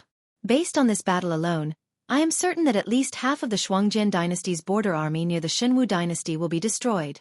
Apart from the border army, the tribes near the Xinwu dynasty will also lose many young and strong men. Of course, we weren't the only ones who knew that Lei Qiuxing's concession was a trap. The Shuangjin dynasty knew it too. The reason they wanted to make peace with us was to preserve their strength as much as possible so that they wouldn't lose too much of their strength. They might even lose the edge of the Frost Mirror grassland so that their ranch could become our hunting ground. If both sides worked together and the beast tied in the Hengduan mountain range, the Shuangjin dynasty might not even be able to recover from the setback. Speaking of which, if we can't determine the victor between us and Lei Qiuxing, then we need a way out. Therefore, the Shuangjin dynasty's invasion this time is a way for us to ease our relationship. At that time, we can choose to call a truce and head north together to collect this debt of blood from the Shuangjin dynasty. Then, we can return to our respective territories and start accumulating strength for the next war. But this time, if we sign a truce, we won't have an excuse to head north to attack the Frost Mirror grassland. Naturally, we can't join forces to attack the Shuangjin dynasty. Even if we shamelessly call a truce, the other dynasties won't just stand by and watch us attack the Shuangjin dynasty. If they cut off the trade with the Northern Territory Chamber of Commerce, we won't even have a place to cry. So, they only need to withstand the pressure from Lei Qiuxing. Lin Yuan narrowed his eyes slightly and smiled. I don't want the northern frontier to fall into a two-sided war. I just want to tell these barbarians one thing. The northern frontier will never back down from a fight. As long as they want to fight, I'll fight with them. Plus, there's a special tribal system there. Before we can catch our breath, Shuangjin Khan's throne will probably change hands. Do you think that Shuangjin Khan, who has dominated the grassland for 50 years, will do such a profitable business for a bunch of dead people? This? Li Zhongxing's eyes widened even more. He said with a puzzled expression, since the Shuangjian dynasty has already seen through the trap, won't they know to withdraw and wait for the right opportunity? They'll attack us when we fight with Lei Qiusheng. No matter who they help, or whether they fight on both sides, they'll still benefit from it. That's what we need to do. Fan the flames. Add oil. Let this fire burn even more fiercely. Let the Shuangjian dynasty suffer the greatest loss and force them to swallow their anger. The coldness in Lin Yuan's eyes slowly faded and turned into an obscure emotion. I'm slow-witted. I don't understand what the Dragon King means. Li Zhongxing shook his head with a bitter smile. However, he was sharp enough to smell the blood in Lin Yuan's words. In the end, weren't they still going to fight? Sophistry indeed. The loss of 500,000 Frost Mirror Barbarian is not an unacceptable loss for the Shuangjian dynasty, because the number of young men who die from the cold, starvation, or being killed by demon beasts on the grassland is far more than that. However, for some tribes, the loss of these young men is a disaster. They won't accept this result easily, so they'll do everything they can to recoup their losses. For example, 500,000 Frost Mirror Barbarian died on the northern frontier, but 700,000 Frost Mirror Barbarian killed and looted as they pleased in the Central Plains.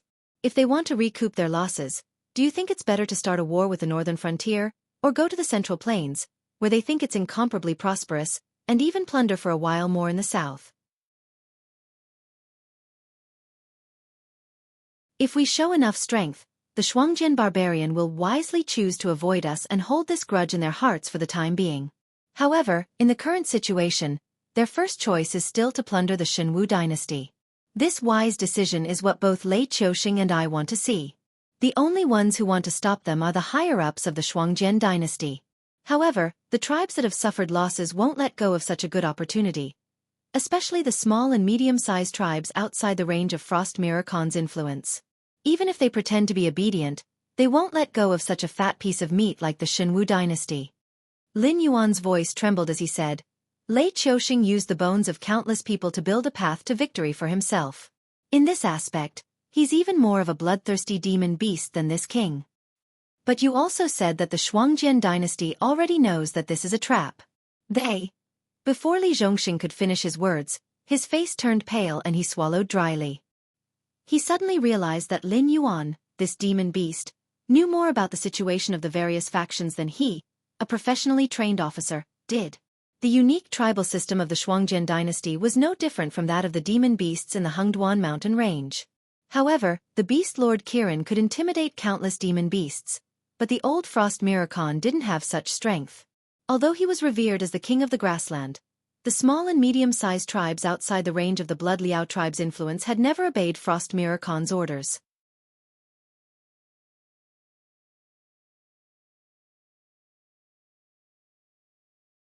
Chapter 5:10. The harvest of 700,000 Frost Mirror Barbarian in the Central Plains was enough to make most of the Frost Mirror tribes jealous. It was also enough to drive the tribes that had suffered heavy losses crazy. Even if the Frost Mirror Khan ordered them not to enter the Shenwu dynasty's territory, they wouldn't listen. Lin Yuan's act of killing 500,000 Frost Mirror Barbarian was equivalent to pouring oil on Lei Qiusheng's trap. The fire that wasn't strong enough to begin with instantly engulfed more than half of the Frost Mirror grassland. And this was an overt scheme. Unless the Shuangjian dynasty was willing to start an all-out war with the northern frontier, they could only choose the seemingly weak Shenwu dynasty. This king isn't as ruthless as Lei Qiusheng, but this king loves his own people more than Lei Qiusheng.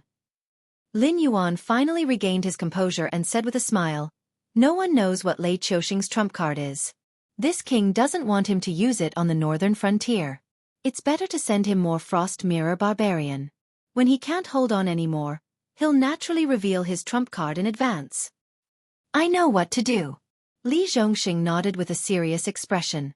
No one knew what Lei Qiusheng's trump card was, but in this situation, unless Lei Qiusheng went crazy, he definitely had something that could change the situation in an instant. Letting Lei Qiusheng use this thing on the Shuangjian barbarian was obviously much better than using it on the northern frontier. Although he didn't like this kind of scheme, it wasn't his own doing. However, this wasn't his doing, and it was indeed for the sake of the entire northern region. Therefore, even if Li Zhongxing didn't like it, he could only persuade himself to accept and even obey. The next morning, Kei Yan led 30 Shuel Yao cavalry and 200-plus carriages of supplies, his face solemn as he arrived at the Southern Expedition's scouting area. After yesterday's meeting, Li Zhongxing had no intention of stopping him. Very quickly, he led the 5,000 light cavalry to the front of the formation. Marshal Li looks a lot more energetic. Kei Fan rubbed her hands together. She had dark circles under her eyes, and it was obvious that she hadn't rested well. In fact, Li Zhongxing had also gone through a lot of mental struggles last night. But after thinking it over, she still decided that Lin Yuan's actions were the most beneficial for the northern frontier. It was also the best way to break Lei Qiuxing's trap. At the very least, it was the method with the least losses. So, for the latter half of the night, Li Zhongxing didn't continue to brainstorm with herself and fell asleep peacefully. But looking at Kei Yan's appearance, Lei Qiuxing knew that this young clan leader of the Green Fish tribe didn't have a good time after returning home yesterday. The arrogant and unreasonable Shuangjian dynasty had lowered their proud heads, but they didn't get the respect they deserved from the northern frontier. The situation they were facing was completely different from what they had expected. Not only did the northern frontier not show the slightest bit of fear, they even seemed to be full of fighting spirit. But even if the northern frontier wanted to fight, the Shuangjian dynasty didn't. They only wanted to preserve their strength and wait until the northern frontier and the Shenwu dynasty had a decisive battle before coming to take advantage of the situation. There was no need for them to help that bastard Lei Qiuxing fight the vanguard after falling into his trap. At least, that was what the generals of the Shuangjian dynasty convinced themselves. But according to Kei Yan's report, the northern frontier didn't plan to release the captives immediately. They wanted to send the message back and wait for the reply from the northern frontier prince's mansion before deciding on their next move. Before that, they couldn't even send their supply wagons past the southern expedition's position. They could only send some cavalry to accompany the southern expedition to transport the wagons. In the words of those scholars, the behavior of the northern frontier was no different from being shameless when they were given face. But they couldn't do anything because, just as Lin Yuan had predicted, the Shuangjian dynasty didn't plan to fight this battle. So they could only vent their anger on Kei Yan, the envoy. As a result, Kei Yan looked like he was going to collapse at any moment. Li Zhongxing glanced at Kei Yan and said with a smile that didn't reach his eyes, "I didn't expect young clan leader to be so knowledgeable about the situation of our brothers trapped in the northern frontier." 500,000 Frost Mirror barbarian soldiers wasn't a small number. These 200 wagons of supplies were only enough to fill the gaps between their teeth. Although the defense line of the northern frontier wasn't that tight, the intelligence network formed by the Association of the Demon Emperor's members and the embroidered uniform guards wasn't something that the Shuangjian dynasty could infiltrate. So, the Shuangjian barbarian soldiers who were still defending the plains definitely hadn't made contact with the main forces. So, Kei Yan's 200 wagons of supplies were just a pretense. At the same time, it was also to express his distrust of the northern frontier. Kei Yan smiled helplessly and wiped the sweat on his forehead. He said with an apologetic smile, "Marshal Li must be joking. Just by looking at your southern expedition, I know that the northern frontier's army isn't ordinary. We know our own strength. How could those good-for-nothings be a match for your northern frontier's army? Let alone 500,000, even if they had 200,000 left, they would be burning incense to thank the gods." At this point, Kei Zhuo paused for a moment before continuing, "We're just going to take a look at the situation today. Although the supplies we brought are better than nothing, they should be able to last for half a day. Once we confirm the situation, we'll be able to make preparations."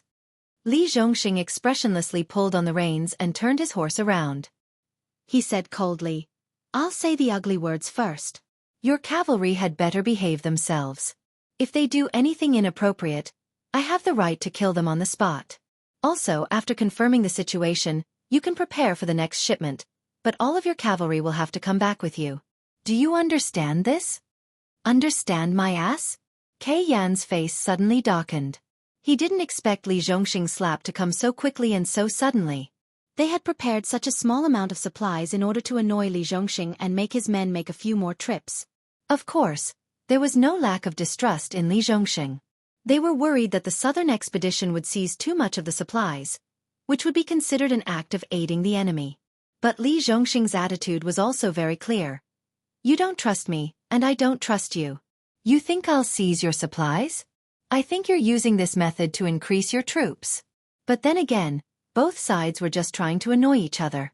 They didn't really suspect each other of doing anything. After all, the supplies were only enough to fill the gaps between Li Zhongxing's teeth. Even if Li Zhongxing seized them, they would only be able to fill the gaps between their teeth. With the troops around him, they could eat all 200 carriages of supplies in 1 or 2 meals. Although the dozens of cavalry were all in the late stage of the airborne realm, such a small number of people was definitely not enough to increase the number of troops. What was the difference between increasing the number of troops in such a scale and sending them to their deaths? You're tuning in to the Xiaofan's Wuxia Tales YouTube channel. Don't forget to subscribe and join us on this journey to catch the most captivating stories.